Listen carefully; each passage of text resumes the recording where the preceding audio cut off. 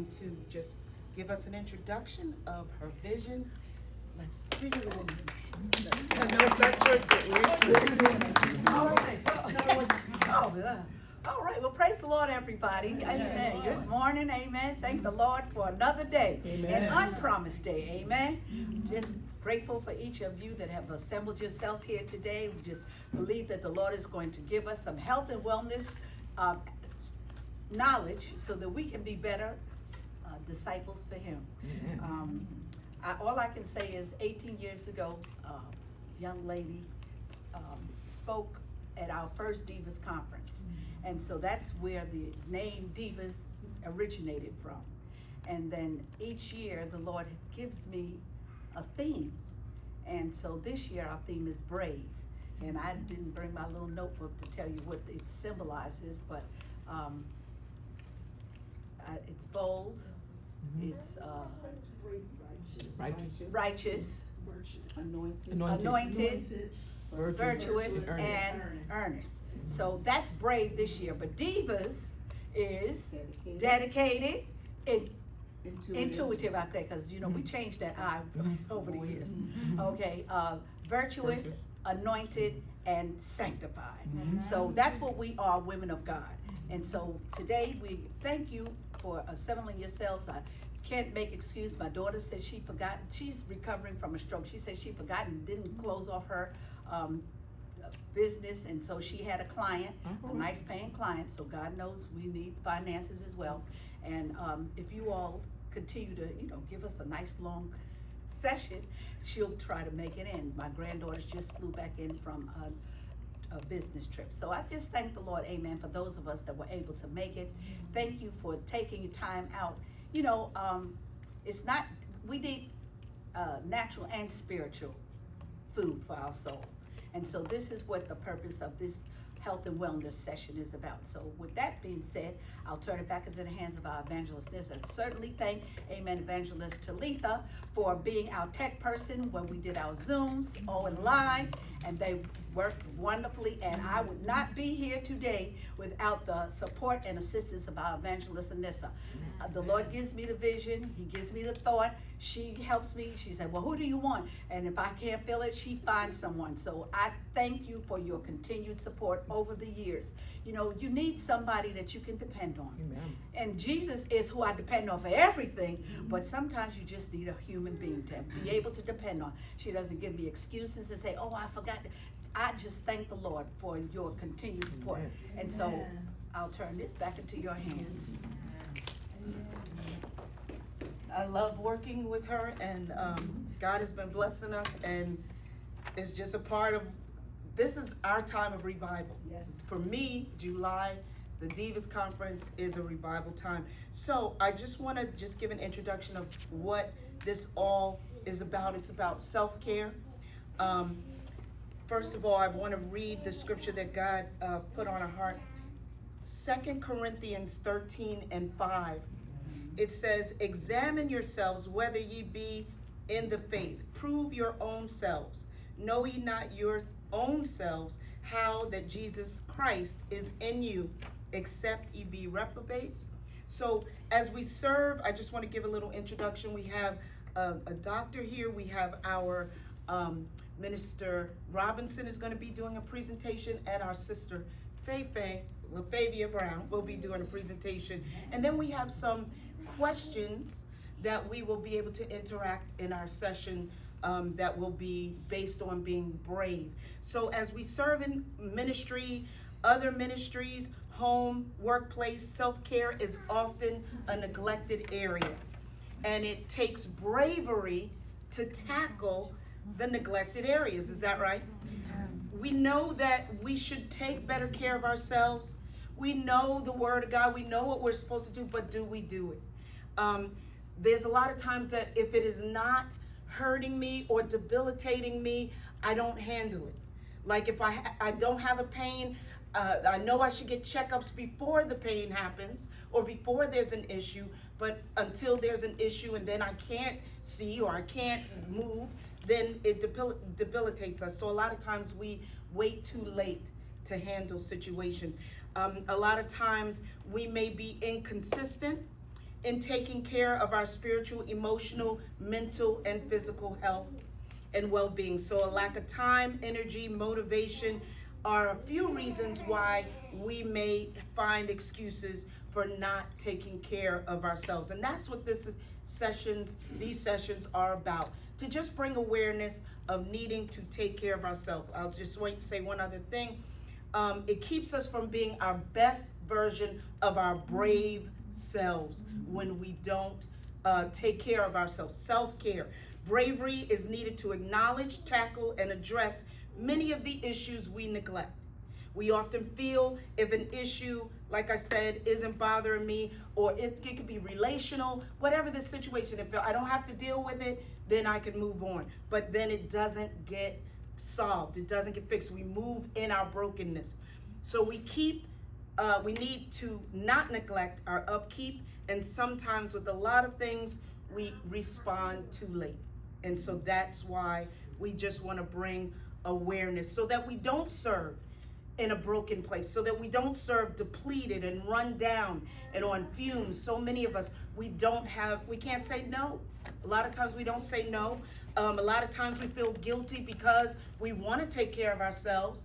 And a lot of times we don't handle, like I said, the situations. Even God tells us to set limits and boundaries. So we'll talk a little bit about that later. But at this time, I'm going to turn it over to our evangelist, Talitha, so that she can introduce our first speaker.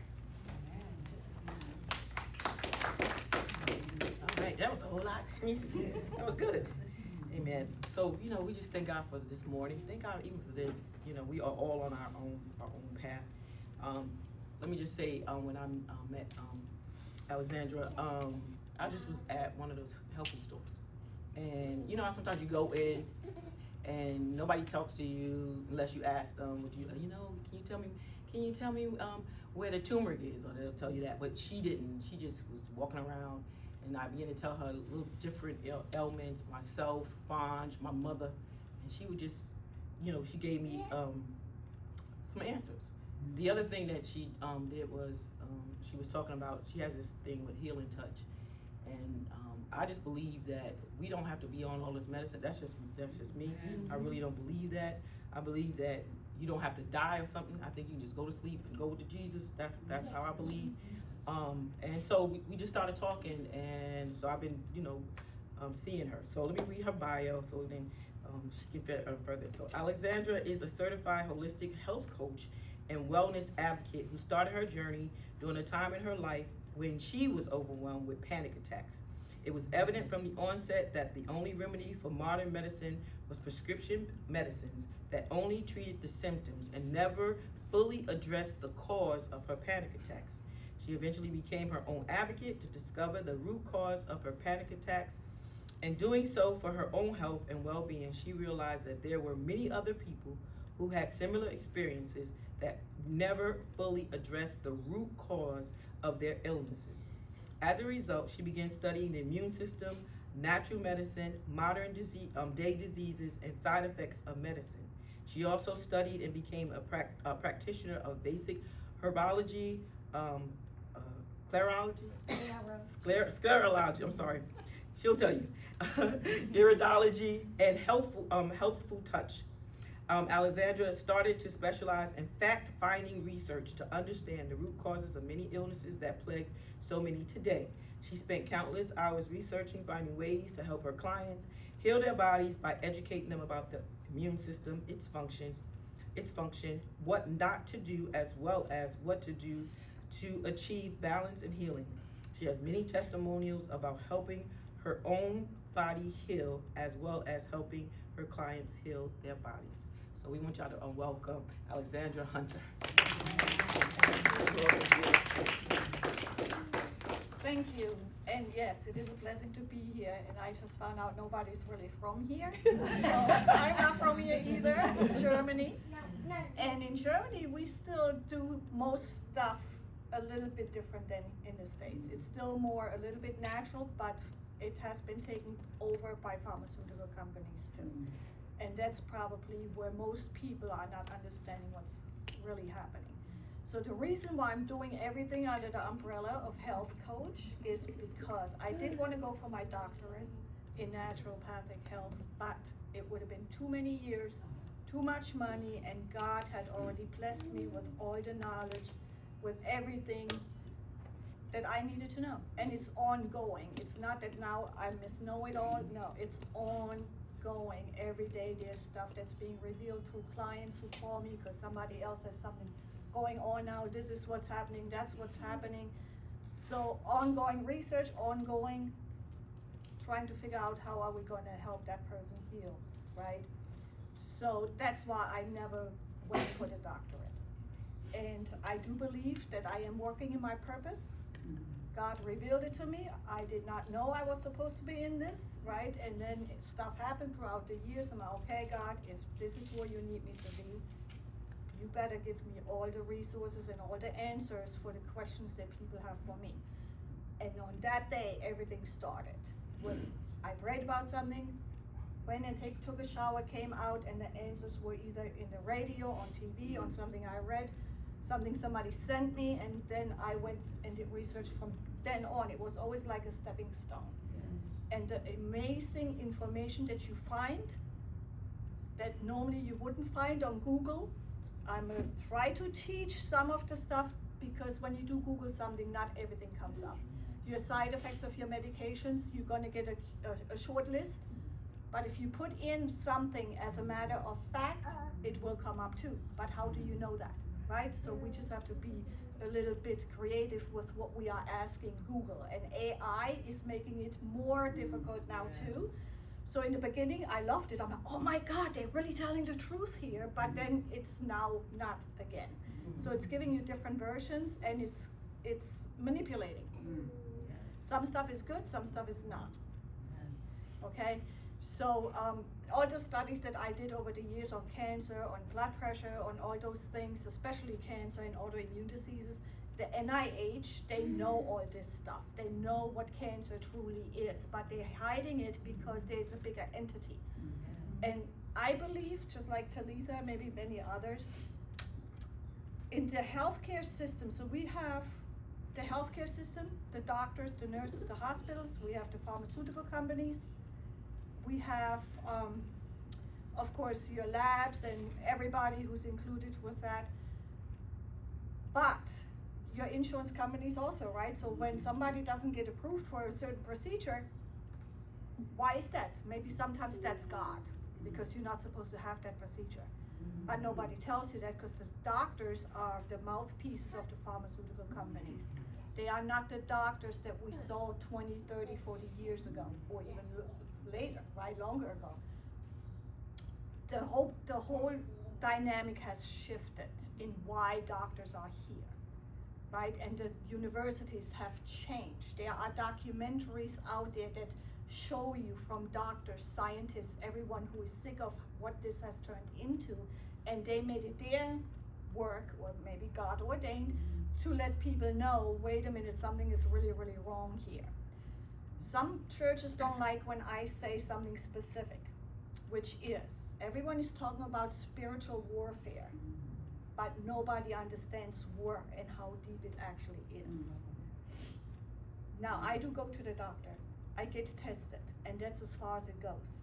If I meet somebody who is giving me winks because some stuff they're not allowed to tell you, right? Because of the insurance companies that they deal with for malpractice insurance and other stuff, insurance companies, all that. If you find a doctor and they wink at you, good, right? We just hope they will do that with everybody and they can get information to people. I go, I get tested, and that's it. I had a tumor right here on my face. It was, oh my God, it was huge. I'm like, oh my God. Right? I do get those fears too, but I know how to reel it back in, because I know what cancer is, I know what the immune system is capable of doing, and I always say in everything I do, the God-given immune system, right? So when we then go to the doctor and they give us a diagnosis based off our symptom, but the symptom is nothing but your immune system telling you that there's something wrong. Now what has happened, the doctors, not even the doctors, let me step back. The pharmaceutical companies have turned each symptom that your immune system is giving you into a disease. Okay? Let's start with high blood pressure. What is high blood pressure? What is the number one reason for high blood pressure? Most people don't even know. Not because you're black, not because you came from the moon, not because you're fat, not because you're skinny, not because of any of those things, not because it's hereditary. Dehydration is number one reason for high blood pressure. So what the doctor should be doing is, okay, Mr. or Mrs. So-and-so, how much water are you drinking? Let's start here, because they cannot tell you or help you to heal if they don't know what the cause of your issue is, right? And so I dig down deep into what's the cause. So a lot of people say, Alexandra, I'm drinking enough water. No, you don't. Or maybe you're drinking too much. So let's figure it out, right? Because a lot of people always claim they drink a lot of water based on what they were told by doctors or whomever. So now you have your high blood pressure, you are dehydrated, we fix the dehydration. Once we fix that dehydration, then we look at, is your blood pressure still high? If it is still high, guess what? We're gonna figure out, is it because lack of sleep? That's a reason for high blood pressure. The lack of sleep, of course stress, we all know that. Pain, right? So my clients, they have to check their blood pressure 3 times a day at certain times for a whole week. Now we know your average. And they have to make a list. I have a whole form that they have to fill out, and it's comments. The comments are very important. The doctors are not asking you about that. You are that 10-minute, 2 o'clock appointment. You are not Mr. Jones, Mrs. Alexander, whatever you are. You're not that. You are there 2 o'clock, 8 o'clock, or whatever o'clock appointment. That's sad. Shouldn't be that way, right? Some doctors went in to help people heal, and then they forgot what it was all about, right? So I always pray for any doctor I'm dealing with or my clients are dealing with. I pray for them, and I ask my clients to ask the doctor, why are you doing this to me? And the reason why I'm saying it this way is because, so let's get back to the blood pressure. Now you are being put on high blood pressure medication. Do you know what high blood pressure medication causes? It causes your A1C numbers to rise. And a lot of people are diagnosed then with what? Pre-diabetes. It causes neuropathy, which is nerve damage. So now you have the tingling pain in your hands, in your feet. Okay? It does many other things, but these are the main things. It wounds your kidneys. Because guess what? They're not taking care of the dehydration already in the first place, bless you. And then all these chemicals are sitting in your kidneys, right? So, and I was just talking to Talitha earlier, so what a lot of people are being also misdiagnosed with is an overactive bladder. And now you get medication for overactive bladder. Do you really have an overactive bladder, or is it the blood pressure medication that makes you pee, right?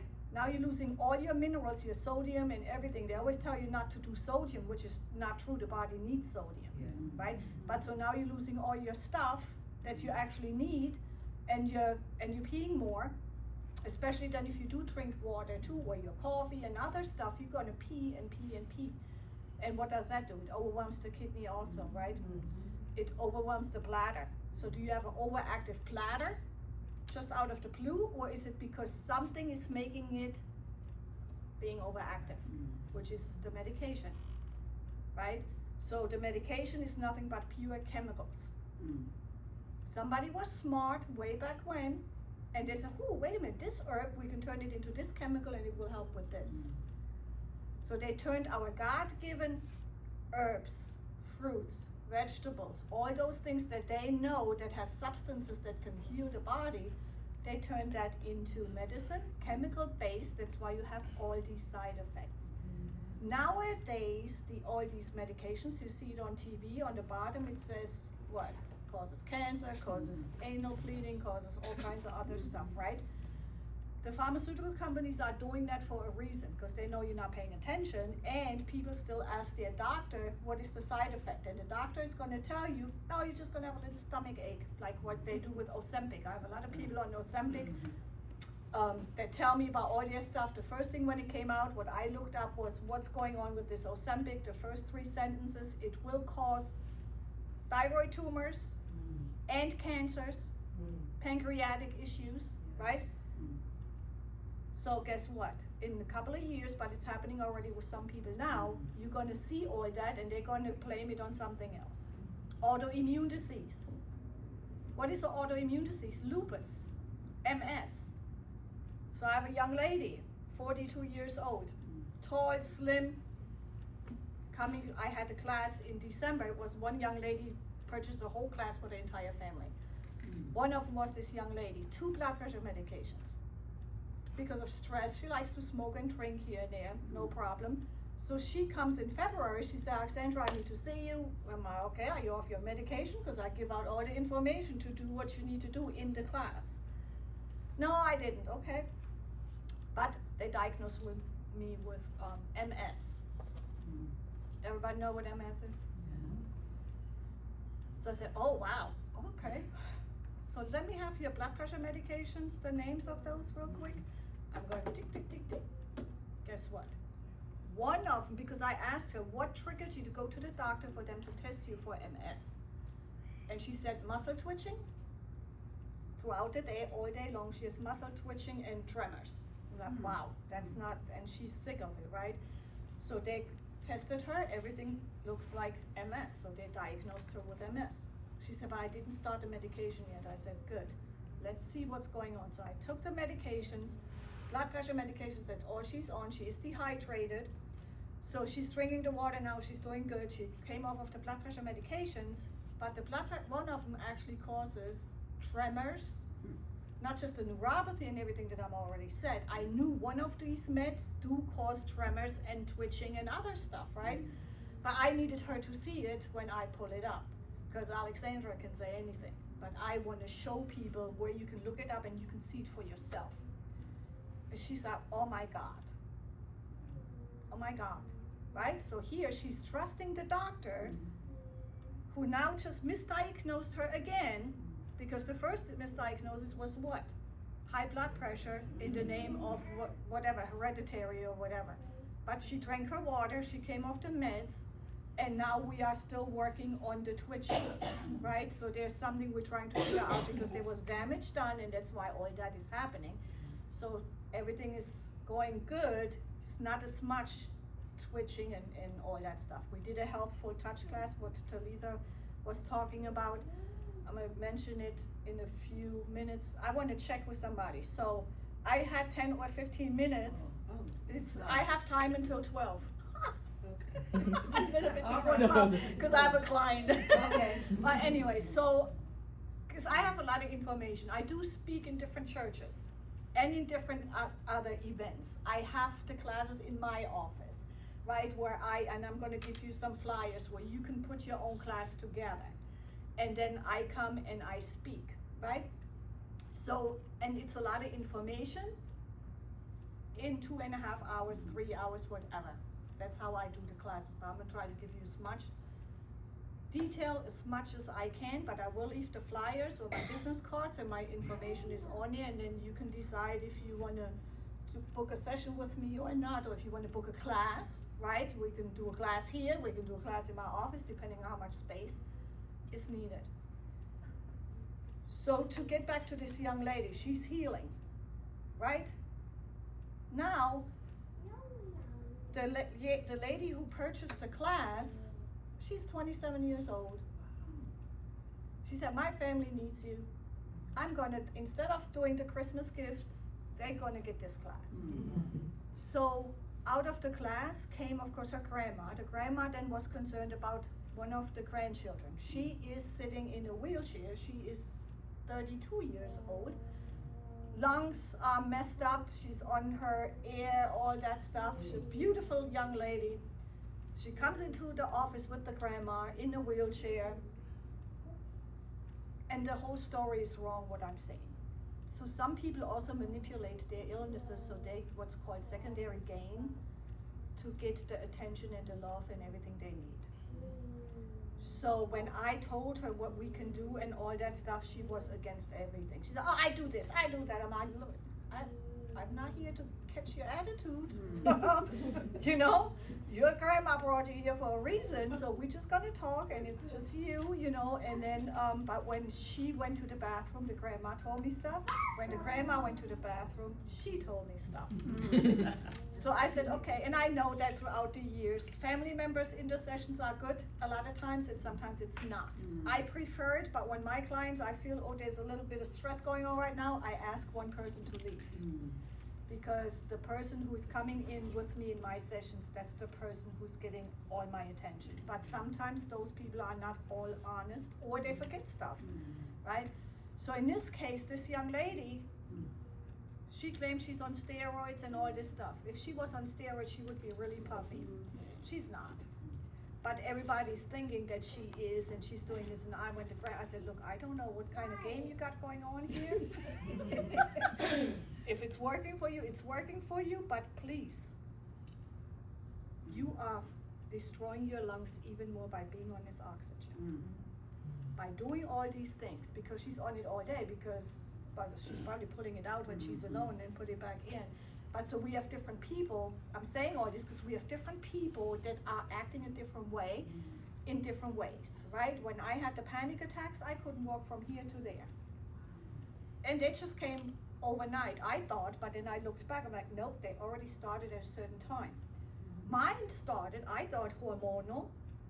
No, I was also dehydrated.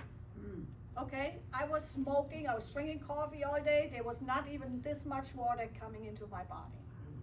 Water, right? So I was dehydrated.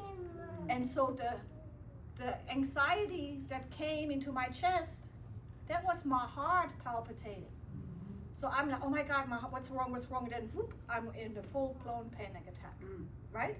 And so, but when we don't understand that, so most people who come and tell me, oh, so-and-so has anxiety and and they go full-blown into the panic attacks, and I say, okay, let's see first what we need to do, because I did this firsthand, right? The tumor, got rid of it without chemo, without radiation, without anything. Doctors kept saying, you need to come for the biopsy. No, I do not. I have to pray about it, and then I'm gonna go from there. I got rid of it, right?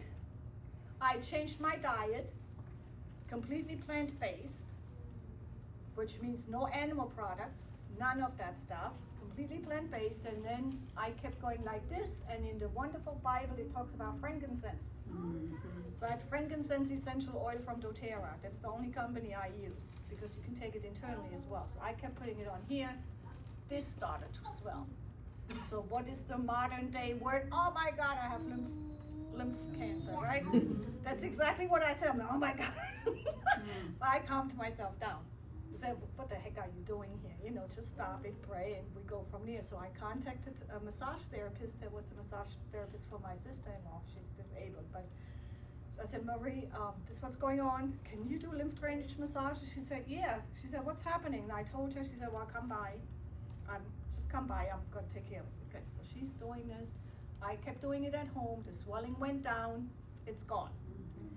Women, well, a lot of women, you know what ovarian cysts are. Got rid of ovarian cysts. Got rid of the extreme pain during periods, right? All that stuff goes away. I have guys, prostate, because there's some guys in here, prostate cancer. Do not let people scare you with prostate cancer.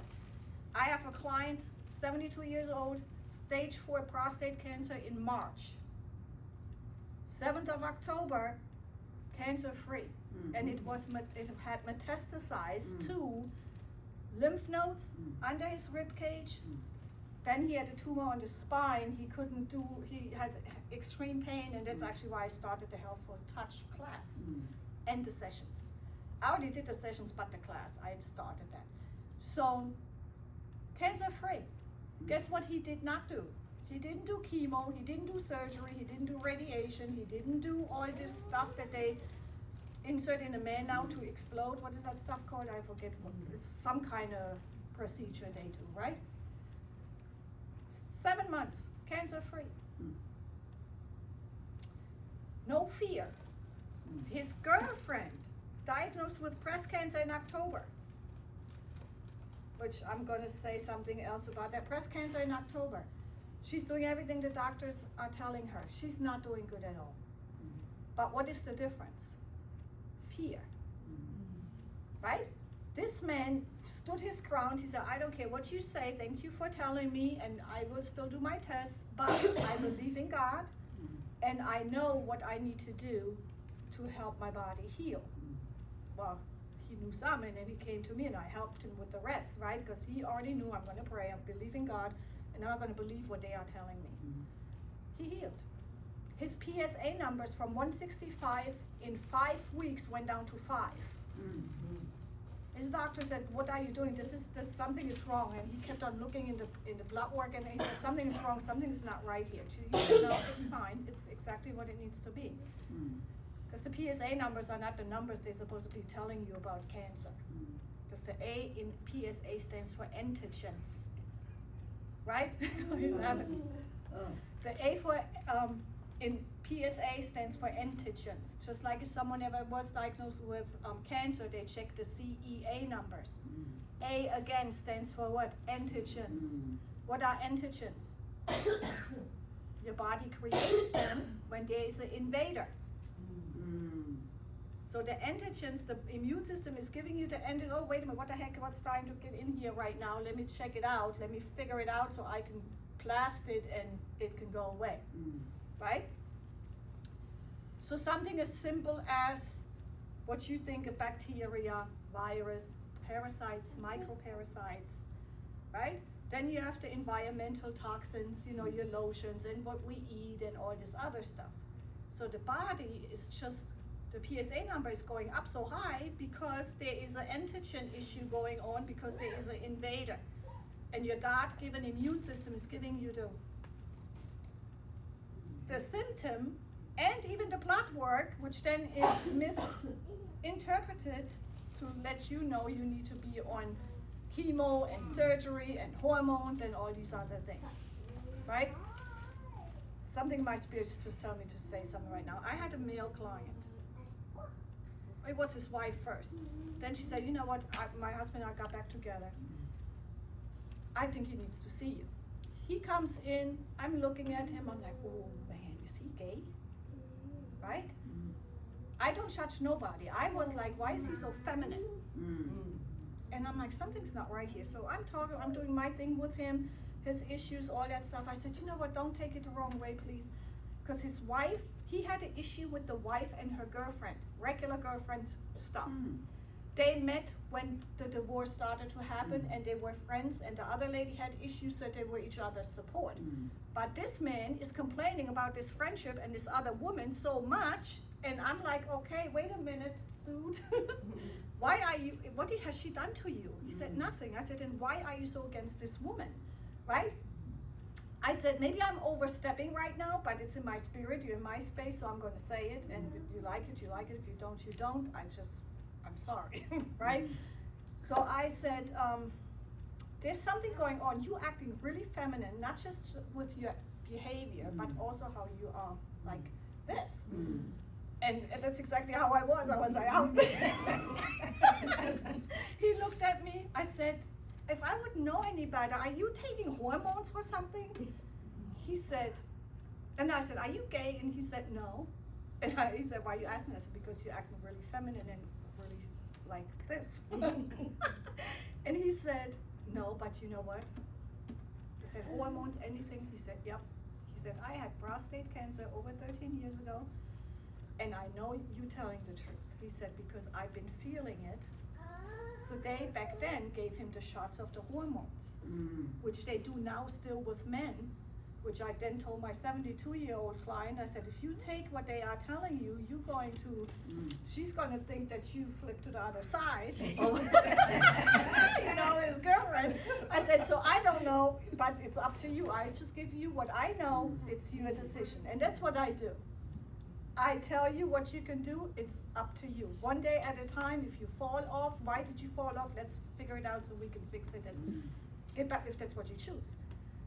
So this man then said, yes, it was the hormones. I said, oh, good God, thank you. Because I was like, you know, I knew something was off. And he said, and he had many issues. because people thought he was gay, and he was treated in his church and everywhere else like, you know, there's something wrong with him. You know what, we still love you, why we're gonna try to fix it, but I don't know how deep this went with those hormones, because this was 13 years prior. Do you see how long this stuff, or how much that affected his immune system, his hormonal system, that he's still, you know, acting like he is a female, you know? And, but just to get back to the prostate and all, and I wanted to mention that because if we do see people and we look at them and we are all human, we all have done it, like, oh, wait a minute, what's going on here? Know that sometimes it's the medications that people are on, or they had been on, surgeries they've been on, injuries they had to the brain. There are so many different things that are affecting a person, and when we look at them, or even the doctors look at them and say, oh, there's something wrong with them, they are mentally ill or whatever, that's not so either. Because even with, especially in the Black community, the mental health that they keep saying, is there a mental health issue? Yes, but not just in the Black community. Do we all have trauma and all that? Yes, we have, right? Are there issues where there's systemic racism? I believe so, yes. True, I know there is for a fact, and other white people tell me, oh, that's not true, I'm not a racist, da da da da. I'm like, yeah, shut it, because if you don't see it, you know, this is how you can, there's a video, there's a really cute video, and it shows as I watch the video so you understand where this systemic racism starts. It's also in the medical field. I have an 18-year-old lady,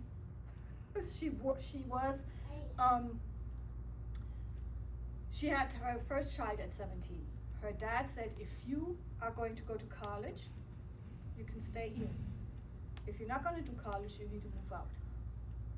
So she moved out because she wanted to be with the guy who got her pregnant. It's one of those things. Then she got pregnant again by the same guy. But stressful relationship. She becomes the caregiver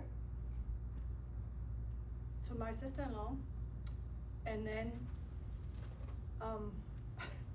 she disappeared one day, ran away. Her girlfriend calls me, said, oh, have you seen her? Is she working? Nope. What's going on? I have no clue.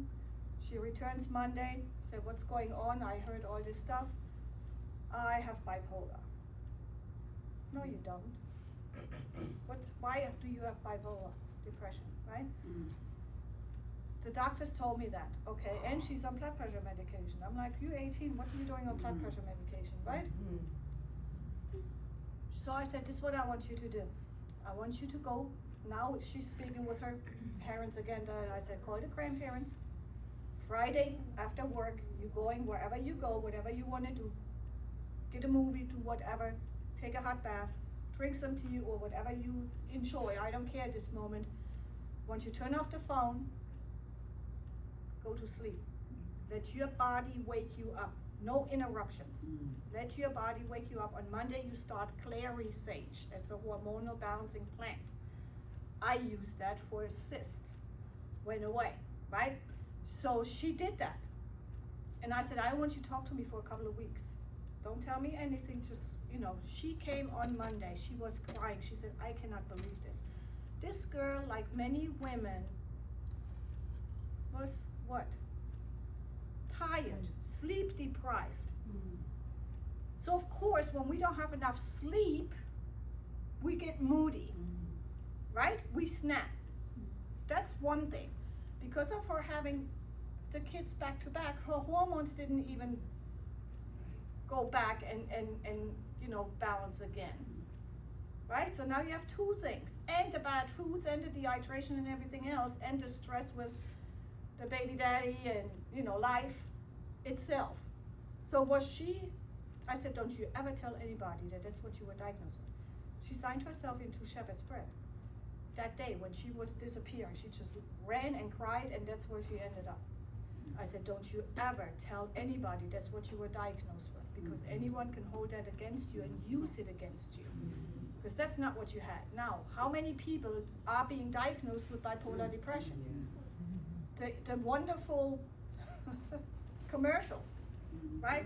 So people are misdiagnosed with what?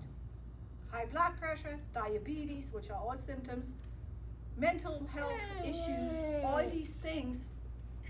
And nobody is saying, let's look into what's really going on with you so they can figure out what the cause is. Because today it's not the cause anymore. Today it's the trillion-dollar business in the pharmaceutical companies, but they're not the only ones, because they are paying who? They're paying all the labs, the radiologists, the doctors.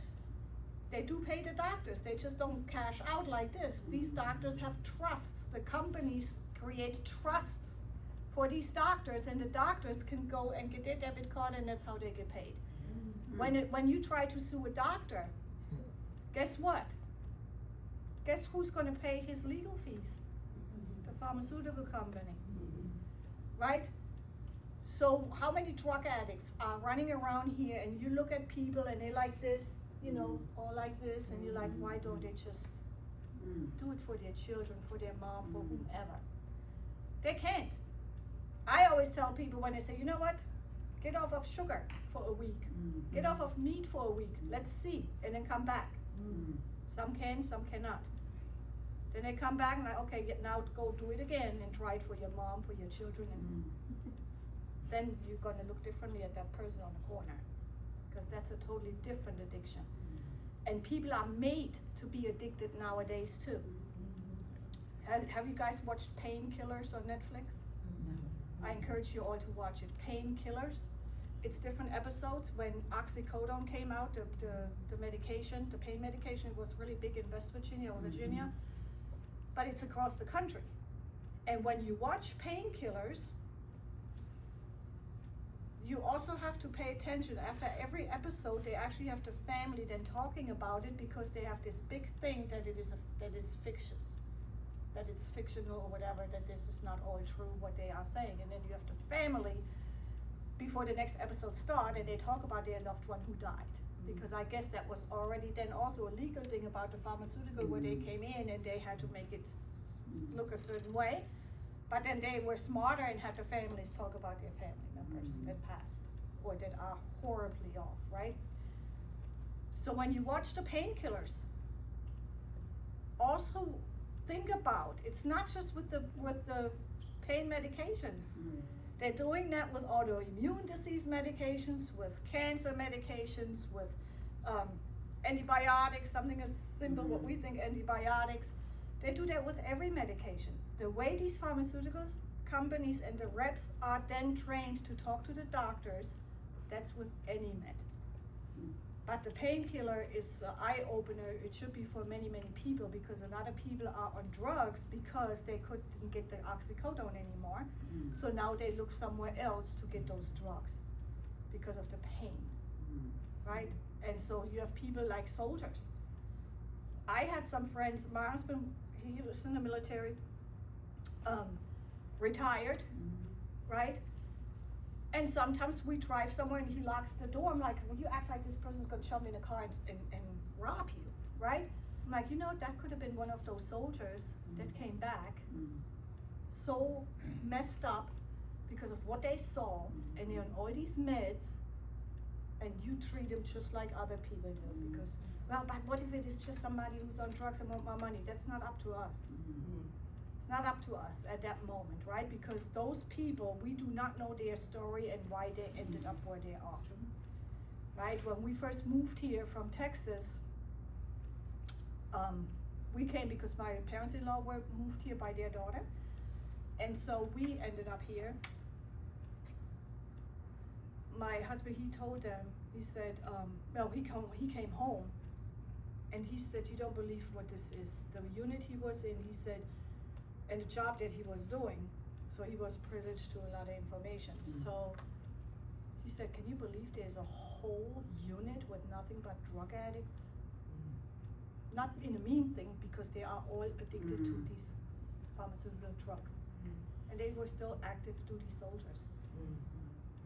And we see that, so say they're not active, they're out there, and then we're like, what is this young person doing? Why aren't they getting a job? Because they probably fought in Iraq or in Afghanistan, came back and they saw some stuff, right? These people, they saw stuff like I used to work in HR, and one of my assistants, her son, he was sitting next to somebody when the IED came in, his head exploded, and he saw it. This boy is not normal. He's not the same anymore. So there's so many different things that can affect somebody. And I always say, I don't know that person's story. I just pray and love and healing, and it's all I can do, plant a seed, and that's it, right? Going back to the guy with prostate cancer, for him, I started the Healthful Touch class. So I was always intuitive with certain stuff, and as a child, I didn't know what it was, right?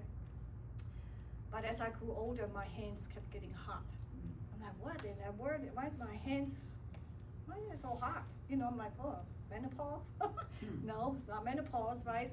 So I looked into energy work and all these different things, like some people do Reiki, right? Do anybody know about that? Reiki? That's misunderstood too. It's been turned into a money-making business. Healing touch, that's a good source too. They are in hospitals now. They do certain stuff, and then those two, I didn't believe in what they have turned into. So then I found quantum touch. Quantum touch is straight to the point, just like when you see the athletes with the kinesiology tape, or the acupuncture person, right? So there's a specific thing. So, and then I always said, so if God can heal us, if Jesus was here and he put hands on people and he just looked at people or whatever it may be, sometimes he didn't have to do anything, they just touched his garment, right? So why can't that happen now? Why do we need all this stuff, right? Because we do need it to bring us on our knees so we even ask and talk to God, right? Because sometimes some people need that. I needed that. So we're not supposed to get into that path where they actually start to surrender and do their thing with God, and then they go on their path, right? So the healing touch then was, okay, let me see. So I took the class. It resonated with me. I loved it. I was like, okay, this guy, he's the only one saying, make it your own. We don't know how far this goes there, but there's a lot of research behind healing touch, quantum touch, whatever people are calling it. And so I encouraged the guy who had prostate cancer, who then also had the tumor. He was in so much pain. He came into the Dandelion Herb Shop. That's where I was for 7 years, up until last month. So he came in, I did the touch work on him. He started sweating. He's like, oh my God, it's going away. So I said, look, you and your sister and your girlfriend, you need to go online to quantumtouch.com, $99, take the class. You can sit together, you turn the video on, because the guy is giving the class. It goes off, you apply it, you come back, next video, and that's how that is set up. None of them did it. I'm like, I know this would help all of you, because I'm applying it already with people, right? But this works, just do it. And then he was in so much pain. I said, look, come to my office, I'm going to do a session with you. And then in my spirit, I'm like, why have you guys not taken the class? I don't know. I said, okay, then it might be I need to find someone who gives the class around here. Of course, there is somebody, it's a lot of money, and it's a lot of hours, and I'm like, that's not how this is supposed to be, right? So then something in my spirit said, why don't you do it? I'm like, well, yeah, why don't I do it? Where did that come from, right? So I teach it in 7 minutes, but we are in the class for 2.5 hours. Till Lisa was in the class.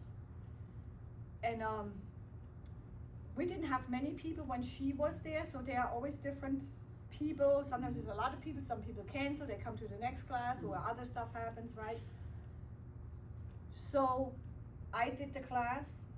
People were amazed about the stuff that was happening, and all you are doing is you touch the person a certain way, you wish love and healing for that person. Your energy level goes up, oxytocin, which is a healing hormone, right? The love hormone, the highest frequency there is in the universe when it comes to love. And so that's the stage you are in. The devil himself can lay right there, he can never pull you down. Because in certain energy work, they do tell you, oh, I'm so drained, I need to go ground myself, I need to adjust my energy. And they go into this whole thing, and I'm like, what? It's not supposed to be that way. So either they are trying to show off, they want that, oh, you so good kind of stuff, because you the healer. And even people said to me, you are a healer. No, I'm not a healer. I'm here because God put me here as a vessel. I'm not the healer. I'm showing you and giving you all the information so you can help your body heal. Right? So when you then have those people who are so tired and so they need to ground, and then the stuff they do, symbols and stuff, that's not in my spirit. It never resonated with me.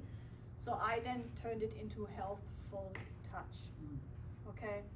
And really, it is good. Stories and the stuff you see, tinnitus going away, ringing of the ear, somebody for 6 years, 7 minutes, the ringing went away. Came back after 2 weeks, because I kept in touch with her, but she wears the Bluetooth thing in her ear all the time. So there is a disturbance if we believe that our body has electricity. The heart does, the brain does. That's why they do EKGs and stuff, because there is a electricity running through as a frequency. So that was a disturbance. She also dyes her hair black, blue, pink, right? All these toxins that are going, so there was a disturbance. I always encourage people to come back to the next class. You pay for one, but you can always come back to get more experience, right? So she came back. That was in November. I worked on her. Ever since then, no ringing at all. So some people need a couple of sessions, and that's why I say I need to teach it. So 2 people sign up, you learn it, and you apply it, and you can apply it all over wherever you are, wherever you want to be.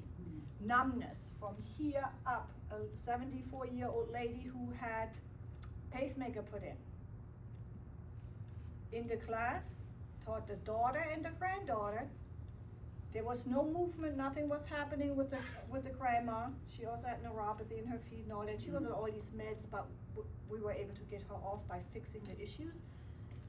So guess what? 15 minutes. The numbness that she had for over 7 years came. Her back was fine. Lady with swollen feet that you see a lot now. I mean, her ankles, they were this big, all the way up to here, already turning black and bluish and all this stuff, right? The water started coming out of her feet. And she wasn't even supposed to be in the class. This was the guy that I created the class for, his nephew, who is also a minister. He was supposed to be in the class. He brought his wife, and she was barely walking like this. Right? So you see the stuff that happens, pain that people had for years going away. Right? So, and you can visually see swelling go down. So the stories and the stuff that you see on my flyer, these are things that actually I witnessed in my office or in the class. And there's more. There's even more that I didn't even put on that sheet yet, you know? So when we then say and talk about God, yeah, He can help us heal in an instant, right? But we're supposed to have our testimonies and all that stuff too, so we can let people know the power that lies behind it. I believe that, right? And so, as you mentioned earlier, a lot of times people don't know what they are doing wrong to the body, because nobody teaches us. So we go to the restaurants, we go to the supermarket, we go, even if I look on that table over there, I can show you right now, no, you should not be consuming that, right? Now, we're supposed to pray about it when we eat, right? But now what I started telling people, we all know the bridge, the bridge Annapolis, right? What is that key? What is that bridge called? Annapolis to go to Ocean City. That big one? Bay The Bay Bridge, right? So now I am on the bridge, all this traffic, but I need to be in Ocean City in an hour, right? So look at me, I'm believing God. I said, you know what?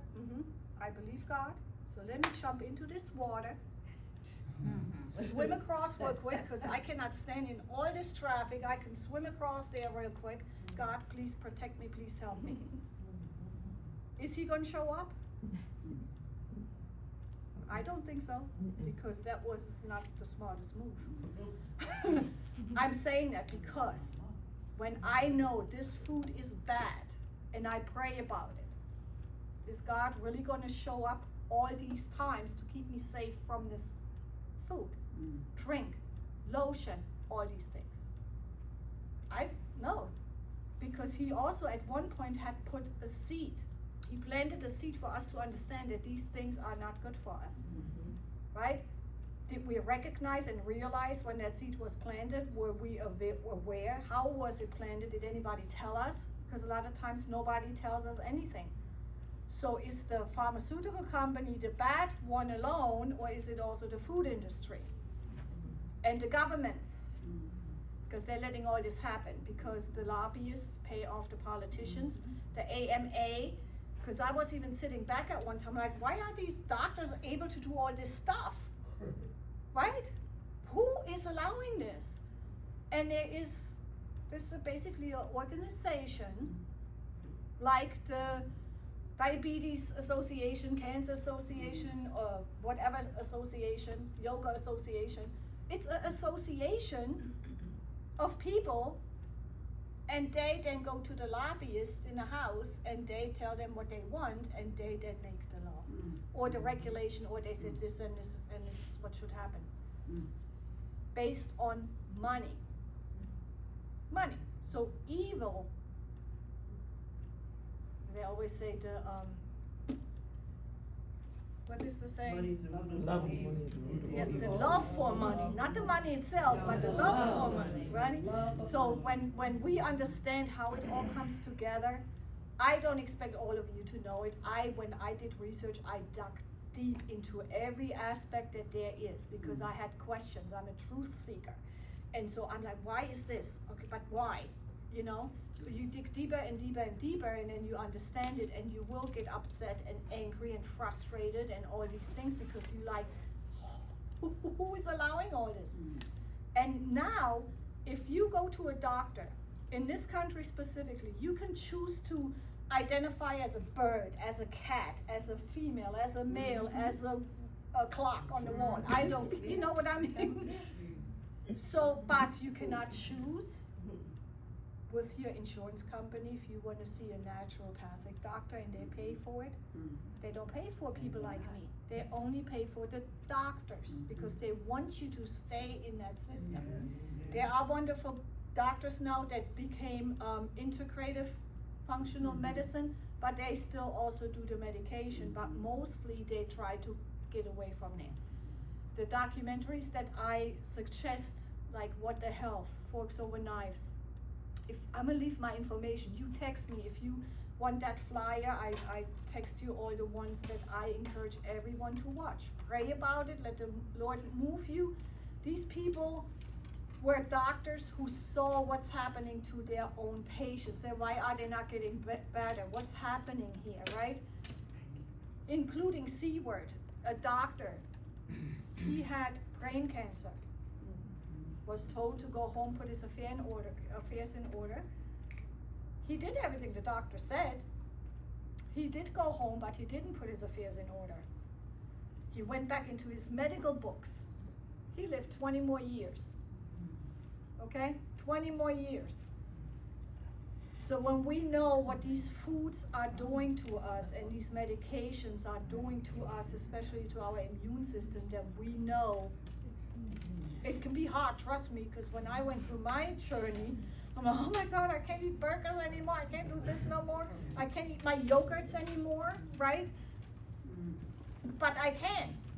They're plant-based yogurts. And then I was also, because I was in constant conversation with God, and why are we eating so much? We're not supposed to be eating all this stuff. When we go back to basics, when Jesus walked the earth, right? Moses and everybody. Yes, granted, they were not as advanced as we are today, right? They were healthy. They were moving. They didn't go to the gym for an hour, because that's a lie too. We shouldn't be working out for an hour, because that puts stress on our body. When you work your muscles so hard, you create scar tissue. The scar tissue becomes a host for cells. Free radical cells are what? Cancer. What are free radical cells? Not your own, what they are lying to people about. They're not your own. Free radical cells are bacteria, viruses, parasites, microparasites. When I found all this stuff out by the research, I fainted. I ended up in the hospital because I was heartbroken. I was like, oh my God, I'm having a panic attack, right? It overwhelmed me so much. That's why I'm saying the NIH, John Hopkins, they all know about it. They all know about it. And they are not telling the average person because there is too much money involved. And when they then say, oh, I'm doing this and this, they refuse to run the tests. So now a person who's dealing with cancer, they can't get the tests anymore because the doctor says, you can't do all this, or I can't be your doctor no more, da da da da. Some, they just look away. But you cannot be a good doctor if you are not standing up for people. And so I always encourage my clients, go to your doctor. When you go to your next appointment, ask him, why are you doing this to me? Look in his, do you believe in, yes, why are you doing this to me? You knew when you put me on this blood pressure medication that my A1C number is going up. With that A1C number, you knew exactly that you're gonna put me on metformin. With the metformin, now you're putting me on cholesterol medication. Now I'm 3 medications, right? But this is not enough because now you need to put me on another blood pressure medication. Now you want me to inject myself with one of those once a week drugs. Now I'm in so much pain that you're telling me I have rheumatoid arthritis or any kind of arthritis, right? Because all these meds together are giving you more inflammation because it's nothing but pure chemicals. So now you are on cholesterol medications. Most people have extreme pain just by being on the cholesterol medication. Right. But they say you need to take it or otherwise you're gonna die. So you think you're gonna die, right? But how many people do you know in your family? I encourage you all to look it up or to do it in your next gathering. Congestive heart failure and strokes. How many? And they are on blood pressure medications, cholesterol medications, and diabetes medication. Because it's the side effects. Our body, our God-given body creates cholesterol because we need it in our brain, and it creates it in the actual arteries to save our life every day. So when we eat damaging foods, it damages the artery. So now you have like a zigzag in the artery, right? So now the body creates the cholesterol fills those pockets, those injured things, and the blood can flow again. So is the cholesterol the issue? Or is it the foods and the things that we actually take that create the injury that the body would create the cholesterol? Right? Sickle cell. I see a lot of the sickle cell stuff going on in the associations, and I talked to him, I said, so what is it? That's probably why I fainted. I did research on sickle cell and cancer the same weekend. I did so much reading and I was barely eating. I was like, oh my God, all this stuff I'm finding, right? Sickle cell can actually be stopped if you go as deep as in the bone marrow. Why is the cell sickling in the first place? There's aloe vera, the plant, that can stop it. There are 2 African plants that can stop it. Nobody knows about it. Cancer, I keep going back to cancer because everyone has somebody in the family or who's been diagnosed with breast cancer, all these things. Women are being diagnosed with breast cancer stage 0. There's no cancer. Why are you letting them take your breast? That's the fear. The fear takes over and they bank on that. When you get to the office and they run the tests, that fear takes over. And then here you had chemo, surgery, radiation, and here some of them die and some of them bounce back, right? Some of them do stuff naturally, but they don't tell the doctor. So the doctors will never know, and they think it's the meds and everything they gave them that this person had this outcome. So now, who's wrong, right? Everybody's wrong. But when we know what we're dealing with, we can fix it. Cancer cells are not your cells. When you have a tumor, they go in and they do a biopsy. If it is a cell from your own body, it's benign. It's your own body. It's not a free radical cell. It's your own body's, right? Which means like endometriosis, overgrowth of tissue, we can have tumors. So there's a lot of stuff where our body overgrows tissue because the immune system is so overwhelmed. That's what it automatically does. And then some medications, because it blocks the immune system receptors, some of them, other stuff happens and the body can't function the way it was. That's the new medications. That's why a lot of people have all these issues, because it blocks one thing, you have a good relief from it, but it breaks down a lot of other stuff because the immune system can't do those functions anymore, because those blockers also block those receptors, right? So, but now we have the biopsy. They go in and it's a cancerous cell because it's free radical. Free radical is not your bodies. And I'm going to tell you some stories. You can look them up. One lady, Canada, misdiagnosed for liver cancer. She was having surgery already. The surgeons come out. We have good news and we have bad news. Okay? What can be good right now, right? I'm laying here dying, that kind of feeling. Well, you have a parasitic cyst. Parasitic cyst. Okay? That's what her cancer was, because the tumors are filled with cysts. Let me explain how all that happens. So now that's that lady. That's all happening while I was doing research, okay? So now I'm like, oh, wow, I had a lady, I met her too late. She did recover, but then she moved away, came back, a long story, she then still died. But she had renal carcinoma. They took the kidney out. They told her she needs chemo and all this stuff. She did not do that. She didn't want to have nothing to do, but she did take the chemo pill. So she was on that, and she learned when I told her what she can do. And luckily, Maryland was already legal for cannabis, so we're not smoking the cannabis. There's a certain way that it is extracted as an oil, not regular hemp oil, not regular CBD oil, and you take that in a very, very tiny dose. People all over the world are curing stage 4 cancers, MS, Parkinson's, all kinds of stuff, because that plant was only made illegal because of the healing properties, not because people were getting high and all that stuff.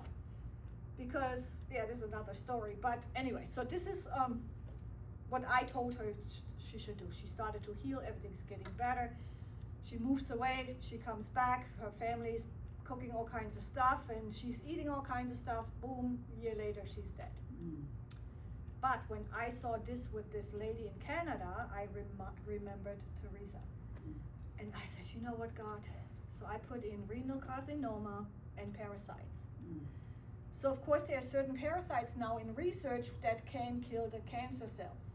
That's what they're saying, right? So, but that came up, and I guess that's not what I'm looking for, is that what I'm looking for? So then a story of a 70-year-old man comes up. He had all kinds of issues with the kidney. They finally diagnosed him with renal carcinoma. He did not want any procedures, nothing. He wanted to go home with the Lord. He was by himself. He had enough, but he did write the authorization to do an autopsy after he dies. Guess what he found? 41 centimeter boiled up parasite. How is that? I'm like, how is this possible? They did x-rays, they did MRIs, they did all these things. Why can't, does that not pick that up? No. It only picks up a mass. That's why they go in. Does that make sense now? Okay. I didn't stop there. So now I have a customer. She turned client. I never do chemo, da da da da da. She was diagnosed with breast cancer stage 4. She was alone here. She had one friend. So she said, I never do this. I said, okay, this is what we're gonna do here. Are all your options. This is all you can do. She didn't have enough money to do all that stuff. I didn't have enough money to pay for it. I do a lot of stuff, but I can't do it. I can't do it. I need a foundation where that pays for all that, right? But so to step back, so when I told her all the research I've done and what I have found, she looked at me. She said, Alexandra, I know you're telling the truth. I said, okay. She said, her mom, when Tiffany was small, her mom was a surgical nurse at Johns Hopkins. And there was one specific night, and this was over 40 years ago. Her mom didn't come home. And it's like, what the heck is happening? Didn't come home. There was a surgery that was happening, and when they opened the body, something happened, and it was like this. She said, I know you're telling me the truth that there's something else going on other than what we are being told. The reason why her mom wasn't coming home is because they all had to stay, nobody was allowed to leave, and they all had to sign a non-disclosure agreement. Yep. Now tell me, how is that allowed, right? That nobody knows about these little free radical cells. So when I then did more research, there's a organization in Switzerland. They took all the information, research from herbalists, from doctors, from scientists, from anybody who ever wanted to know what is this about cancer, how do we heal it, what is going on. So they all have different sections of, some gave up of what it truly is, but they found a cure. And others were like, no, we need to know what this is. So there's an organization or a university in Germany, in Heidelberg, Germany, and it's an organization where all the information from all the drugs, medications are supposed to be coming, even with the vaccines and all that right now, and all the side effects. So they can then say, okay, this is what's happening, we need to do something as a whole world kind of thing. They had one doctor there, he did cancer research.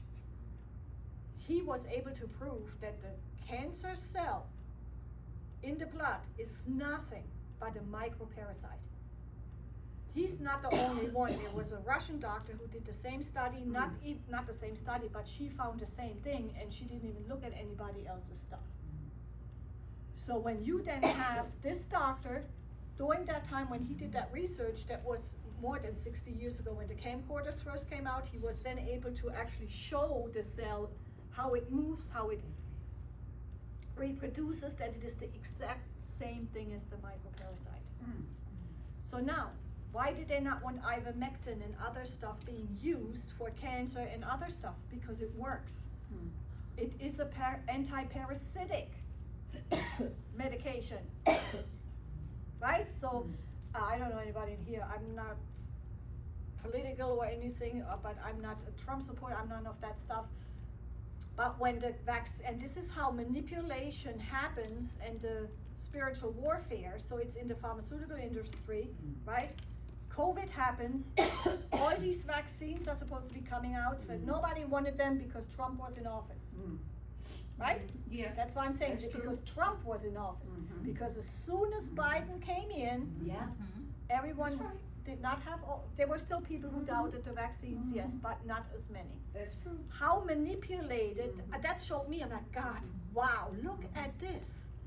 One person is this person, whatever we think of the man, I That's just pray right. for him every day. And then we have this person over here, pray for him too every day. I'm like, what the heck is going on here, right? All these people were so against, it's the same pharmaceutical companies that made these vaccines. From one person to the next, people wanted the vaccine. And I refused to get the vaccine because I don't even know what's in this thing, right? And all these illnesses that you have now, the so-called autoimmune diseases, the big swelling in people's feet, they are micro blood clots. They can be healed. They're not the big blood clots. They happen too, where people then died and they said they died of something else because they had heart issues or whatever, right? So we're looking at a mass manipulation. And I always say this is where the true spiritual warfare is. Because, not because it's in the churches on purpose, it's because nobody knows.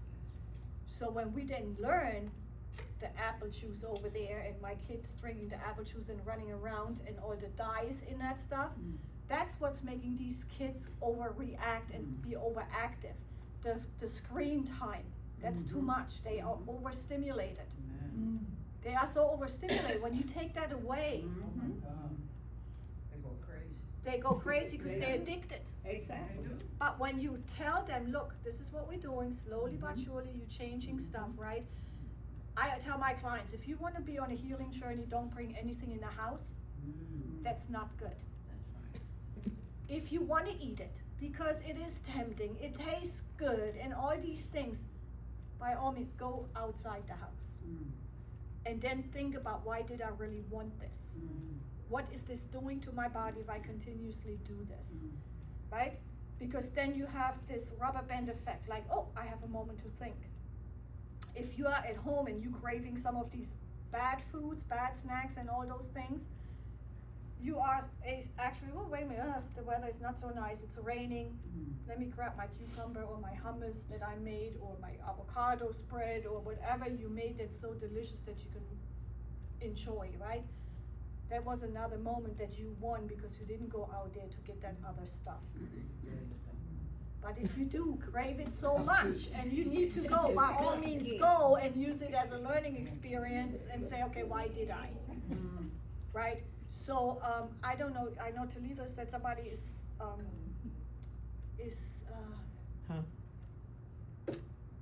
the, not nephrologist, dialysis. Who's a dialysis nurse? Oh, not here. Not here, okay.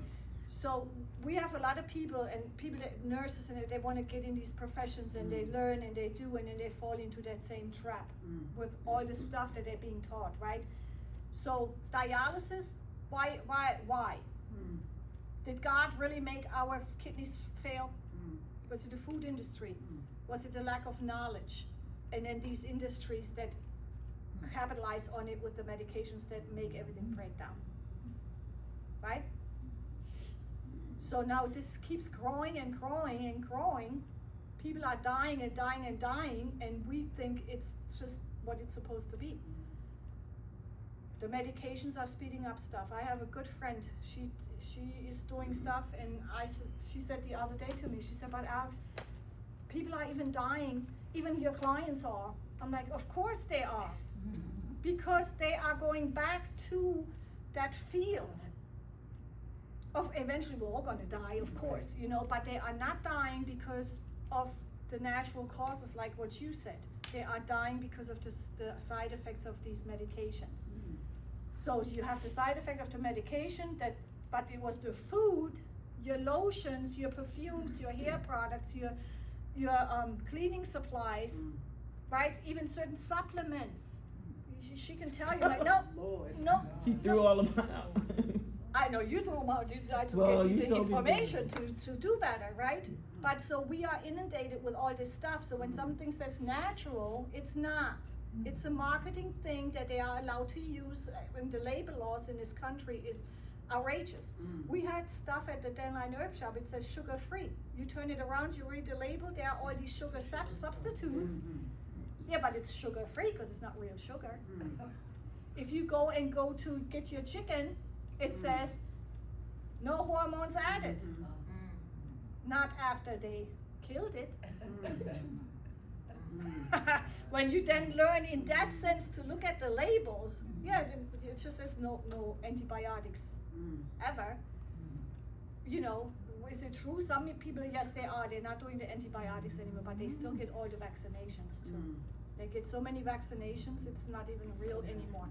And you get that with that when you eat that, right? So way back when, the chicken were running around, and there were certain foods that we ate, we did not get sick, but even those people back then got sick because they ate what? Carcass. Everything dead is a carcass. So if you go and say, okay, they killed it, now it's dead. There's no life to it, right? So some people say, but we need meat for protein. No, we do not, because there's other stuff for protein. There's the Game Changers is another documentary. They are bodybuilders. They are, and they're like, I don't touch meat because they get it through their herbs, through their fruits, through their vegetables, through their legumes. You know, you get your protein through peas, the green peas. You know, they are full of protein. So no, you do not need that. But we are, and people say, oh, Alexandra, oh my God, I can't eat meat, no, I can't do that. No, it's up to you. Do one day at a time. Watch the documentaries, pray, let the Spirit guide you, because I'm only here to plant the seed. And sometimes we can just plant the seed. Like, I made myself sick in the beginning. Oh my God, you all need to stop all this stuff, da da da da da. But that was the wrong approach on my part too, right? But I was so passionate about it where people started to say that I'm being pushy, or but I'm not being pushy, I'm being passionate because I don't want to go to your funeral. Or I don't want to have your sister call me and tell me that you have MS, you're on the medications, and now you can barely move, or you died of a brain tumor because these medications give you brain tumors, right? There's so many things that are happening, and the average person doesn't know why. You go to the doctor and you think that's just what it is. No, it is not. So we just need to come out of it. The other part was how I came into being what I'm doing today. I would say stuff, and people look at me and say, oh my God, I believe it. And I'm like, don't believe me. Just look it up for yourself. I don't want you to believe me either, just because. They say, no, I feel this peace, I feel this whatever. And then I said, you know what, God, if that's what you are doing, because I said it wasn't me, it was God. It was not my doing just now, because sometimes I'm like, where the heck did I just get that from?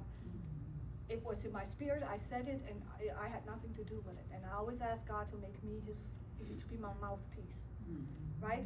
Because I don't want it to be my ego. And I always say, okay, was this my ego, or what the heck was this, right? Because it can happen, especially when we don't understand what the differences are in that.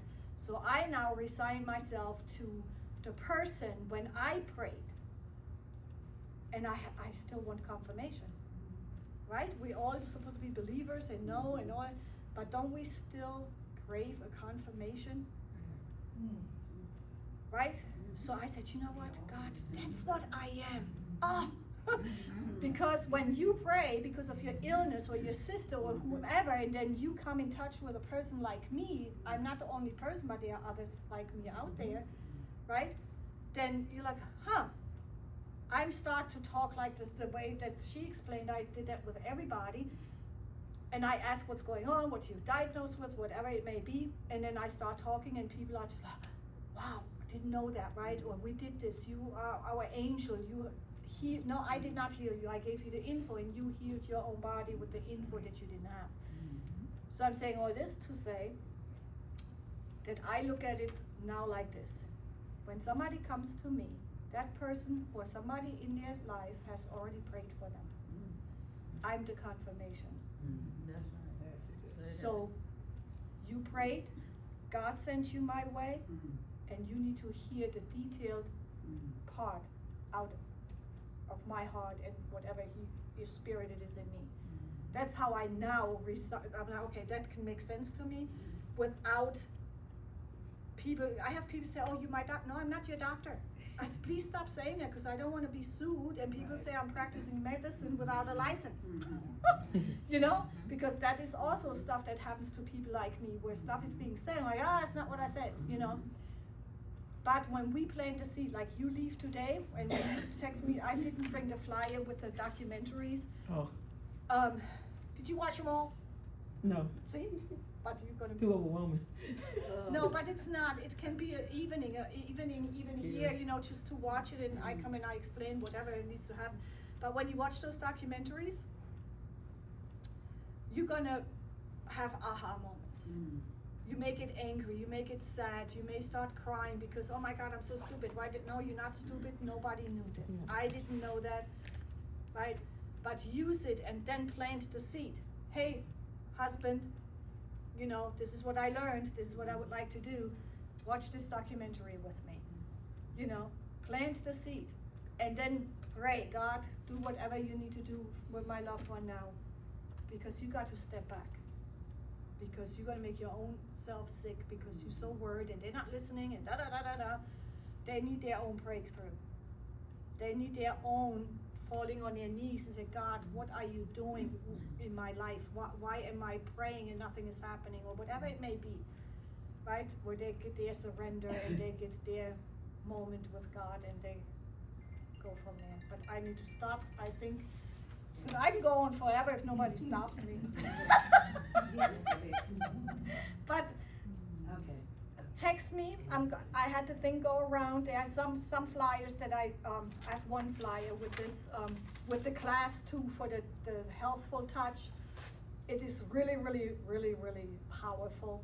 Anybody can learn it. It does not have to be a gifted person. Anyone can learn it, and then you can apply it and teach it to somebody else to just spread the word, right? The good news. It's not just the good news of God and Jesus. The good news is everything. That's how I feel. You know, we just share and give it to everybody. Then there's one where I have reverse your diagnosis naturally. Really? Right? Yes, and then I have certain stuff. I'm gonna give that flyer out, and it has my information on here, my prices. You can put your own thing together. You can have classes, put your own classes together, and we go from there. One more thing with the products. When you have certain supplements, even in the natural field, they are not all good supplements. You go for your turmeric for pain. If you flip it over and you have silicon dioxide, magnesium stearate, potassium sorbate, all these other things in there, they are toxic chemicals and you should not consume them. They are allowed to put them in as fillers. In the front, is it all natural? No, it is not, right? And then look for non-GMO stuff, non-genetically modified foods, right? So in Germany, in certain countries, they are not allowed anyway. It's only allowed to grow green roses. You know, they're allowed to modify stuff like that, but not foods. But certain countries are. This one is a big country. So when you then look at your herbal supplements, there's so much stuff even wrong with that stuff. And they're making money off of you on that. So I always, and anybody that ever met me, we're gonna have oregano oil, right? We have the systemic enzymes, which has been used in Asia and in Europe for cleaning out the arteries, to clean out scar tissue, which we all have. It is natural, all natural, and you don't stay on this stuff all the time. You have probiotics and digestive enzymes, but you're not staying on there. You're doing it for 1 to 2 months, depending on what it is, with the probiotic and digestive enzymes. So probiotic helps to get you good gut bacteria back because of the medications and antibiotics and all those have destroyed our gut, right? And the foods that we eat. So now we are bloated and we have all kinds of other issues going on. We can then also do a digestive enzyme to figure out, a lot of people have GERD. You drink water or juice or whatever you're drinking while you are eating, you are diluting the digestion and the digestive process. Because when you put your food in your mouth, you chew, saliva comes out. That's why we're supposed to chew at least 20 to 30 times. The saliva has enzymes. Those enzymes tell the stomach to create the stomach acid, right? And it also tells the brain to signal the stomach to make the acid. But it also then helps to break down certain foods. When you drink, right before, during, and after, what are you doing? You're diluting the process. So now doctors, you're gonna have all these issues. They tell you you have acid reflux. You have too much acid. That's not even true. You don't have enough because you just diluted it. You're also thinning your stomach lining when you do that. So now you go to the doctor, they gave you what? All this other stuff. And that causes cancer or polyps or other things again in your body. It does.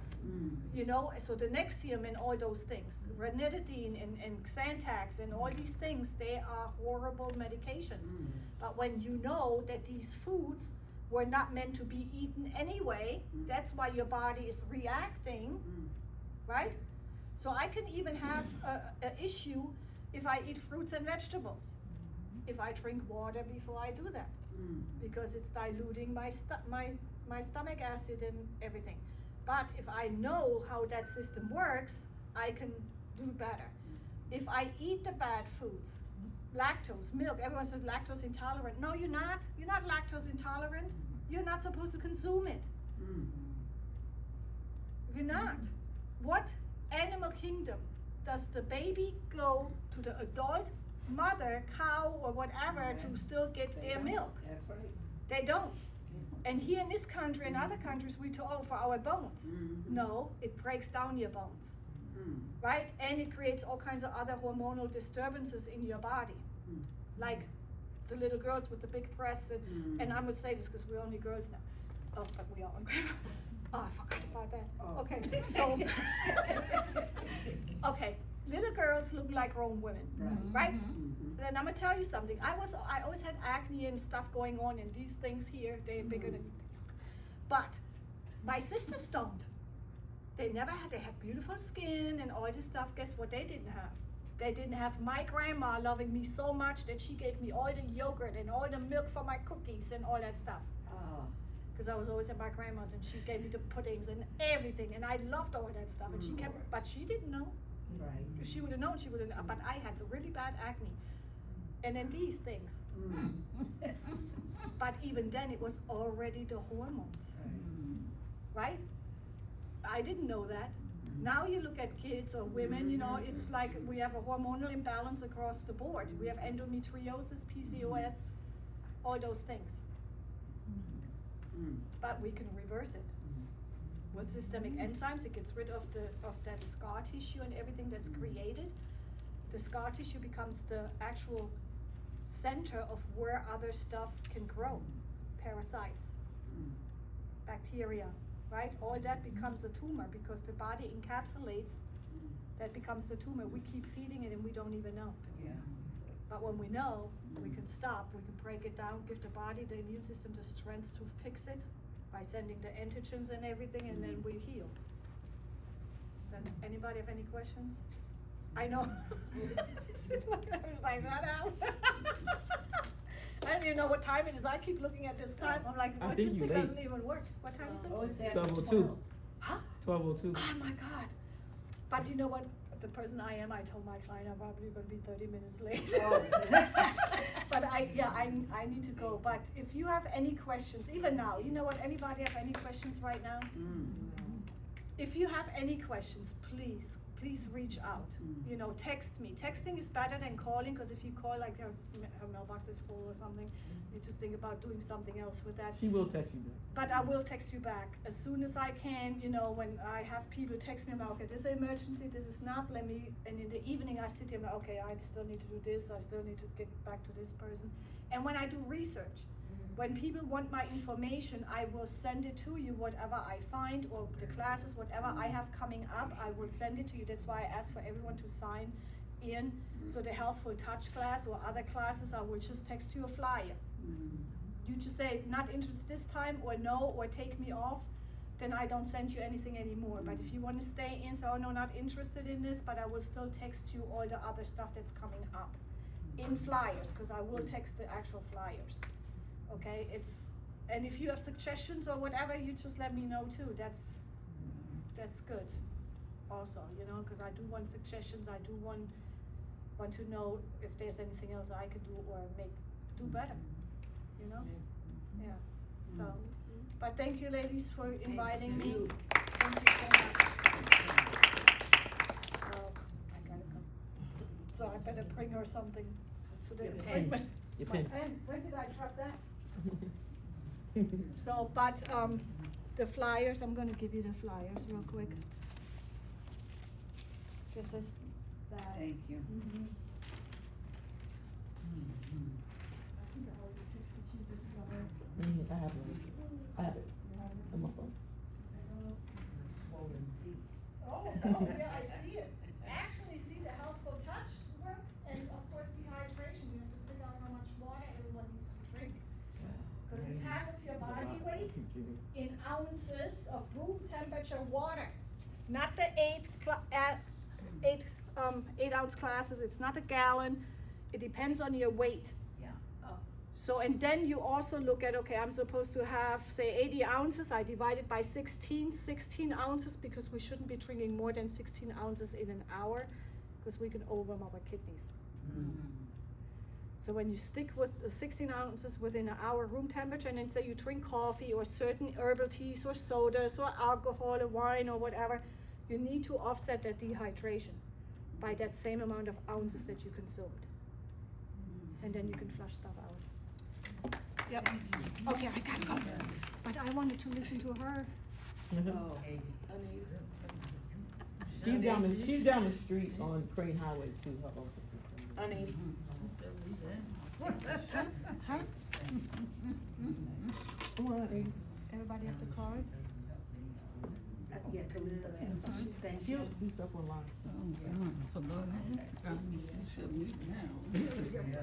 Yeah. Yeah, Virginia, New York and Virginia. Yeah, I have people in New York and Canada. Okay. Yeah, we work it out. Yes, we make it.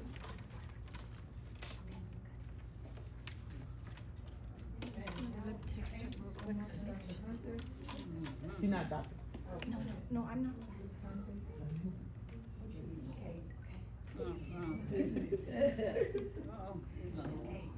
So, I just really wanted to talk about the spirituality of our bodies and, Yeah. the wellness for it. So, I'll just start with the Bible presents spirituality as a practical, daily way of living rooted in relationship with God, others, and oneself. Spiritual health is portrayed as the harmonious alignment of the individual's mind, heart, and actions with the will and character of God. It includes trust, obedience, humility, love, and the pursuit of righteousness.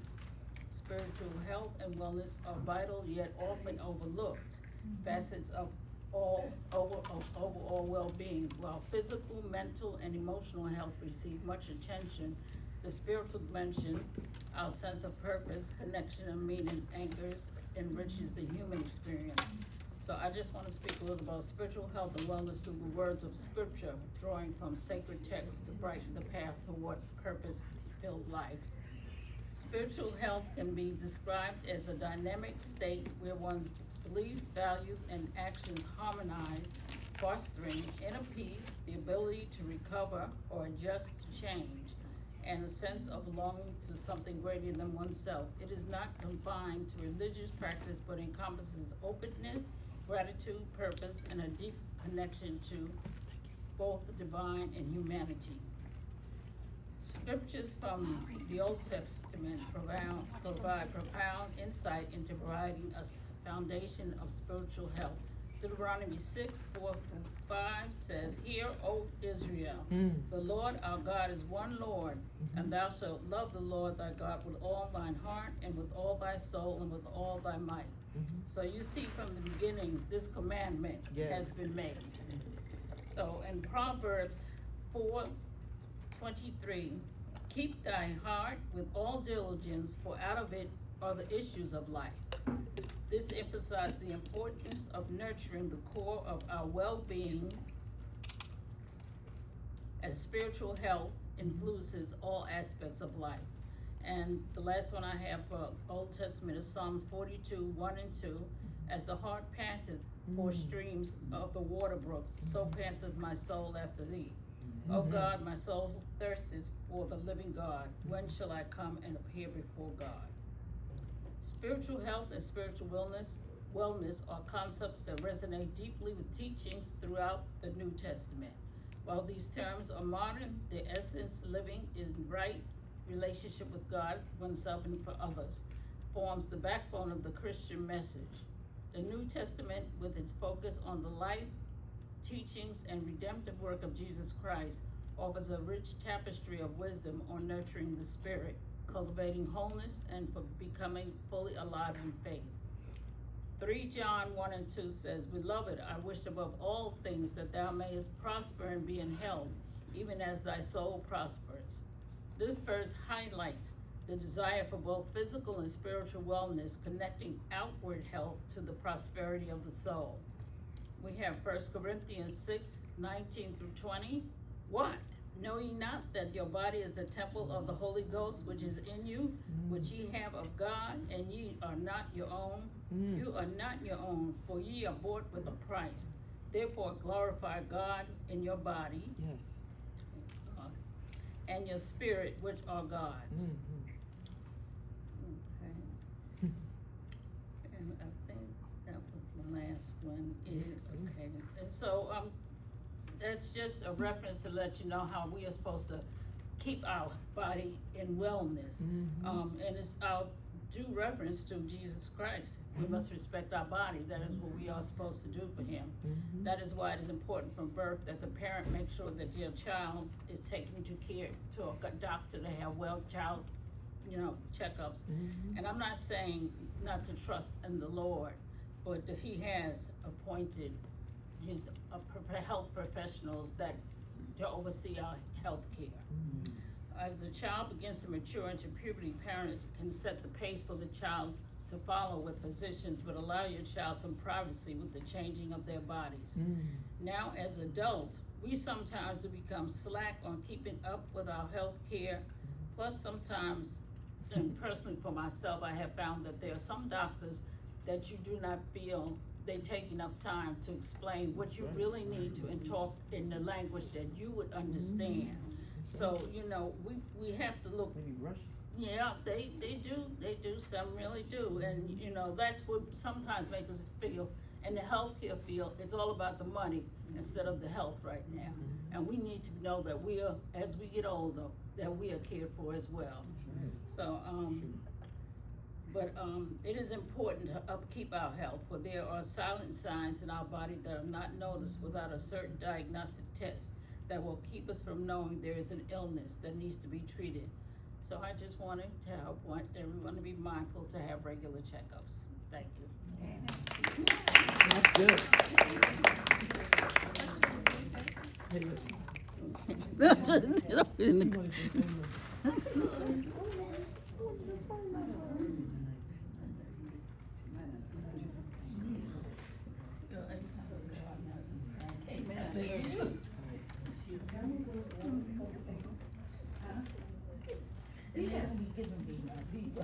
It was supposed to be for them.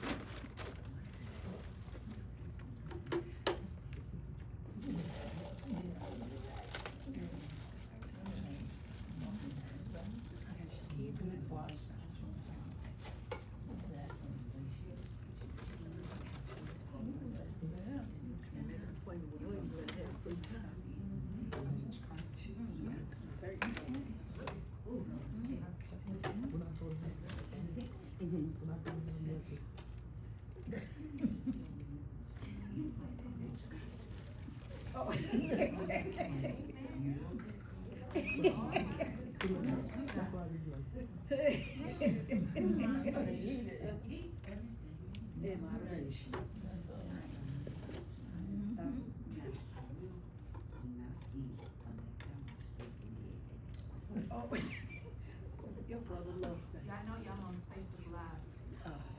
All right, I can start while she's doing that.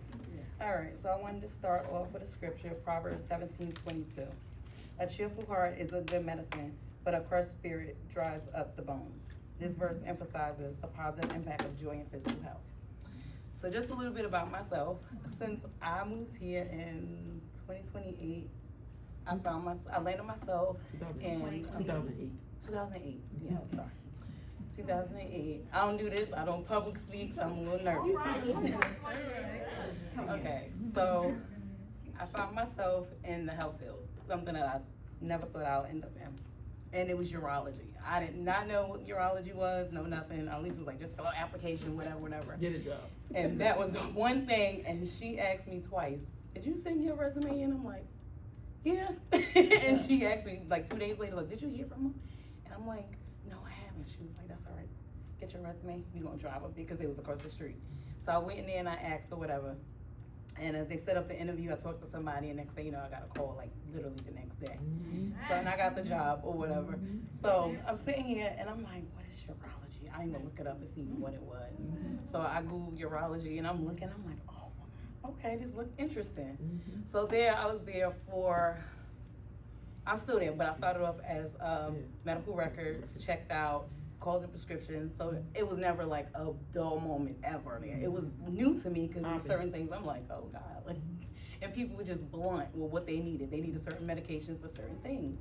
So that was interesting. And then I found myself landing a role with, well, all urology. We deal with anything from like the abdomen below, bladder, kidneys, prostate, cancer, kidney disease, you name it, we do it. So I landed my role in surgical posting, which was, like I said, we do all things urology. However, my doctor, his lane was kidney stones. That was very interesting, because I've never seen so many people, like a huge community of people that constantly get kidney stones. So from there, from working in urology, I cut out a lot of stuff.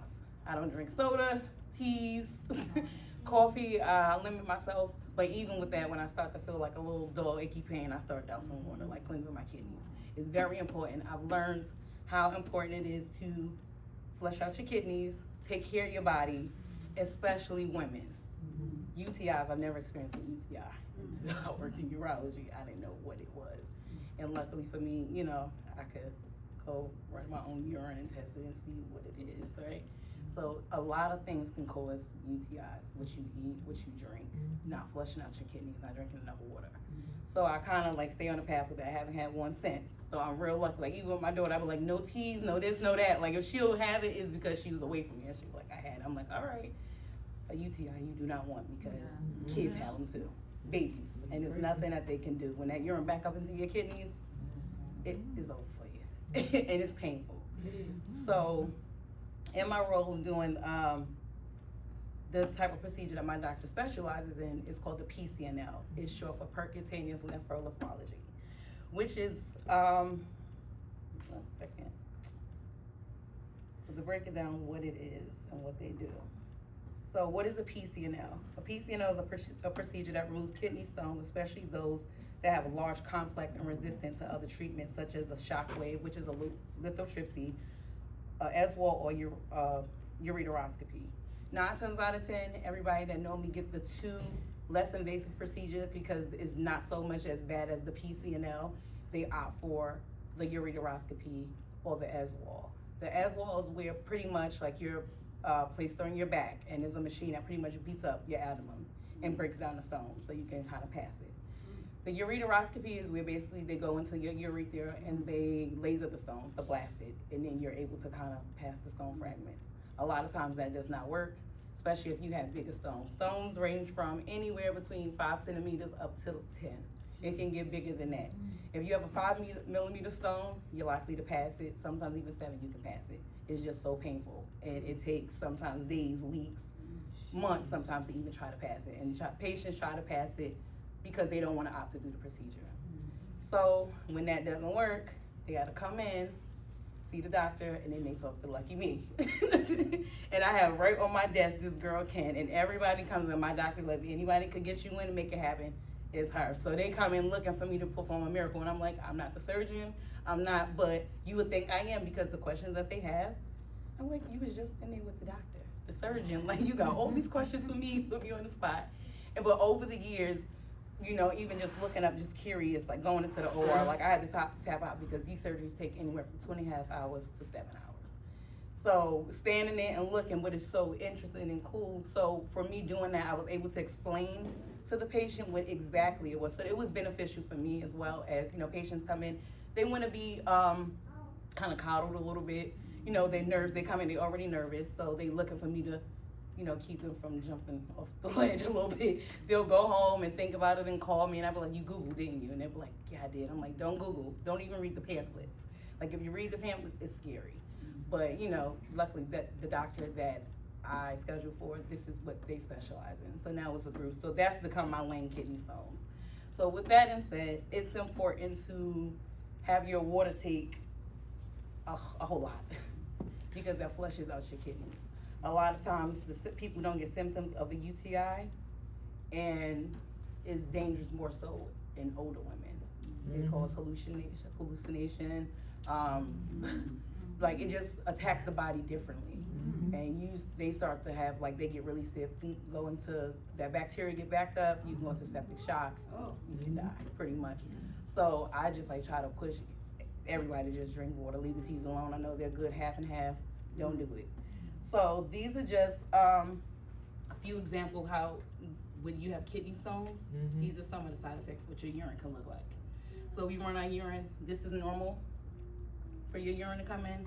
We ask every patient to leave a sample. It can either look like this is more so blood in your urine. It could look like this, you're not drinking water, infection. When you leave a sample and it looks like this, 9 times out of 10, you got some type of infection because it's cloudy. It could be thick, milky. That's let us know that you have something growing. For me, I tell my patients. Say that again. You said which one? These are all examples how your urine can look with kidney stones. Kidney stones. So this is blood, Okay, okay? This is how it can come out light, but then it could get darker, okay. okay? The more you don't dilute it and take care of it, it could be full of blood, your urine. You come in, this is not normal. That's not normal. That's not normal. This is the sign of you don't drink water at all because your urine comes out like this. This is a sign of a UTI. For off the bat because it's acidic. Is that with a chemical tester in your? So yeah, so once you urine in the cup, the specimen cup, we take a strip and we put it on a urinalysis machine, and they'll let us know, it'll drop a receipt letting us know like your pH balance. We check for leukocytes. So a lot of times people's like, oh, like it's blood in my urine. It could be micro, where you can't see it, and then you can, it macro, where you can see blood. So when you can see blood, your urine looks like this. Or like this. What is the normal? Which one is normal? Like water. Normal, like water, honestly, but like a little lighter than this. Some people, their urine is just yellow, but this is an indication that you don't drink water at all. Your pee should be like, your urine should be like this. It's dark. Okay. So you need to consume a little bit more water. Okay, medications cause your urine to turn? So there is a preventative, so like if you have a kidney stone, so after the procedure, we give certain medications. We give you a Urabel, pyridium, that's for burn and irritation, and it will turn your urine this color, like an orange. Some is another medication that will make your urine turn blue, and that's a lot of times when you urinate, you have burning sensation. You have pressure in your bladder, like you have to constantly go to the bathroom. When you go and it's just like trickles of urine. It's not a lot. It feels like it's full, but it's not. That could be a sign to of an UTI as well. Okay, so just be mindful. Like I know somebody 89 years old is suffering in silence.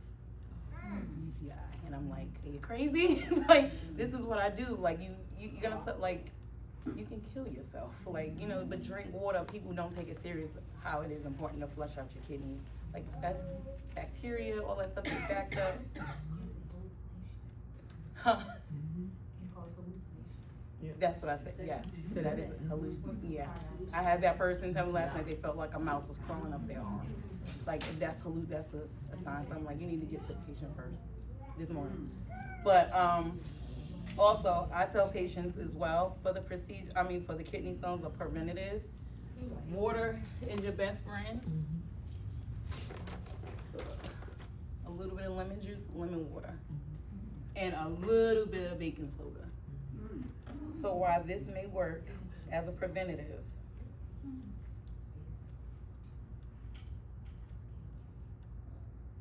okay.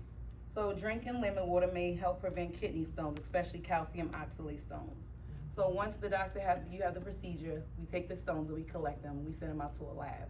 What the lab do is assess like what caused you to create these kidney stones. So it could be sodium, it could be calcium, it could be a mixture of different things. So when you come back for the test, for your results, he'll tell you a whole list of like, stay away from this, stay away from that, pretty much stay away from everything, anything. It could be greens, it could be spinach, hot, spicy food, dairy, it all can collect and become a cluster of stones. So you just want to figure out like what is causing it. Some people, when you generate them one time, your body just start generating them over and over and over and over and over again. And that's just a way of life. Some people get lucky and they don't. It contains citrate. Citrate can inhibit stone formation and may prevent existing stones from growing larger. Some research suggests that consuming a half a cup of lemon juice concentrate diluted in water daily can increase urine citrate and reduce kidney stone risk. Lemon juice may also aid in a dissolution of smaller kidney stones. Baking soda can also be used as an alkaline urine to reduce acidity in your urine, which may help prevent uric acid stones from forming and growing larger. It can also be prescribed by a healthcare professional. Studies also suggest that baking soda can increase urinary citrate and your urine pH, which may benefit patients that generate calcium stones and uric acid stones. So this is a preventative that I tell patients, but I don't know why the doctors, they really don't. But again, like the lady was just touching on, everything is a money grab. You have the drug reps that come in with medications and they want them to push it. So a lot of times, and they're expensive. Not even like the coupons that we have, you take them and either it don't work or it's some kind of like gimmick with it, and they can't afford it. So now they're calling me like, yeah, I can't get the medication. And I overheard one of the doctors that I used to work with, Dr. Abbott, and he would tell patients that, like, you know, a little bit of water, baking soda, and I always kept that in the back of my mind. So when patients come in, at least I have some type of information. I don't know what to tell you, just stop drinking. But I do advise them to do that. And they were like, wait a minute, I've never heard, why he didn't tell me? And I was like, I have no idea, but I know it is a preventative. So start doing that. And patients do say that they find it that they generate less stones. And if they happen to, they're able to pass it. They don't have to come back and have a PCNO procedure. So that's interesting as well to me. So I drink lemon water like every day. I drink coffee. I don't do soda, but I do coffee. And what I do is when like I said, if I know I've had too much caffeine, like I'll start to have a dull, achy pain, and I'll start just drinking water, and it'll go away. To be honest, I probably got one. We all probably got one. A lot of times, kidney stones are accidental findings. People who have kidney stones for 20 years, 15 years, 30 years, and don't even know. The size of the stone, it just floats around in the kidney.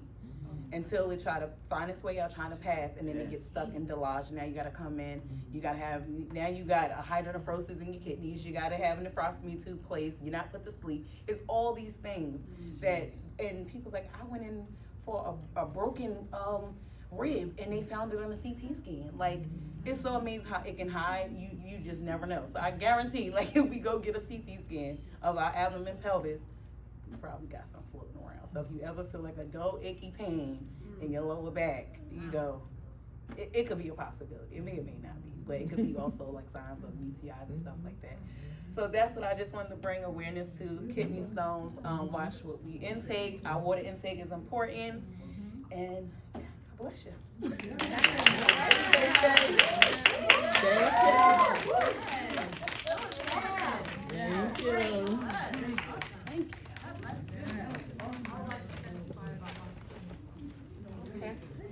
you. This is awesome. Yes. So, real quick, so we talked about what holistic health, natural health, remedies, and then Joyce, God keeps Jesus. That's all right. At 80, spiritual. Oh my God, I don't know what. On 80, spiritual wellness. And so what we want to do before we get ready to close, we just again want to talk about making sure with all this information that we did receive that we maintain self-care. As I was saying before the different presentations, we have to take care of ourselves. We have to be aware that stress, we talked about stress, comes from taking on too much a lot of times, more than we can handle. We are made to feel guilty, as I said, for saying no. We are made to feel guilty for setting boundaries, and that's something that we don't always do. Romans 12:4 lets us know that we can't do everything by ourselves. There's different gifts, so we have to stay in our lane, recognize our limitations.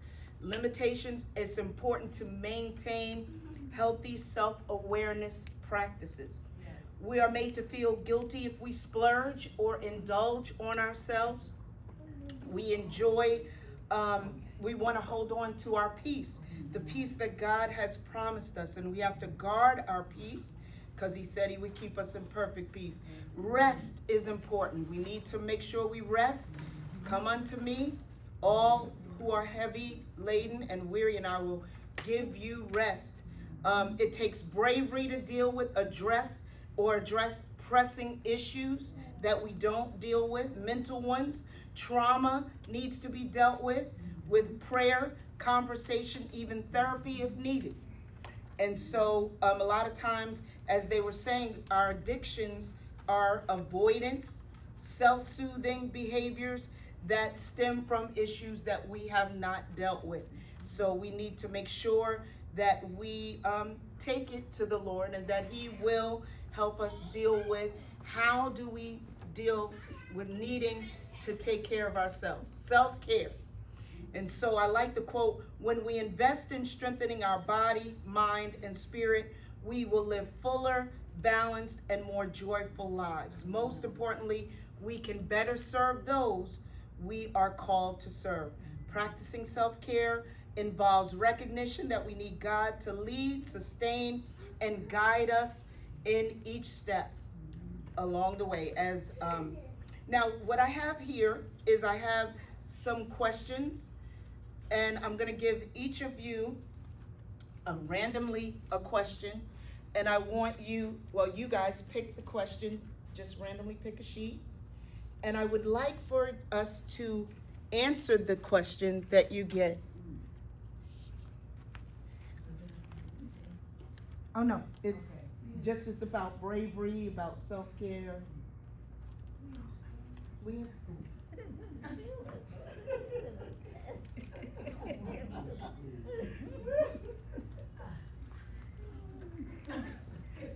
I want new Talk about question. I gotta go.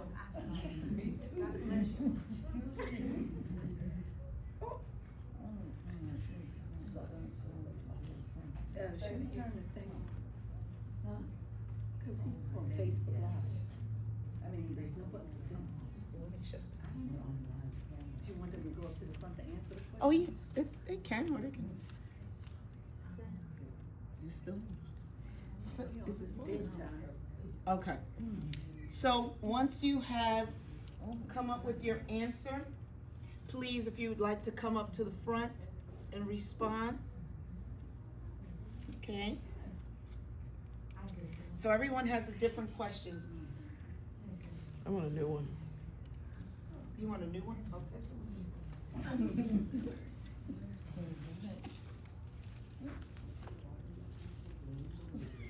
Anybody else want a new one?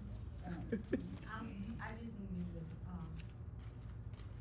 elaborate on the slide.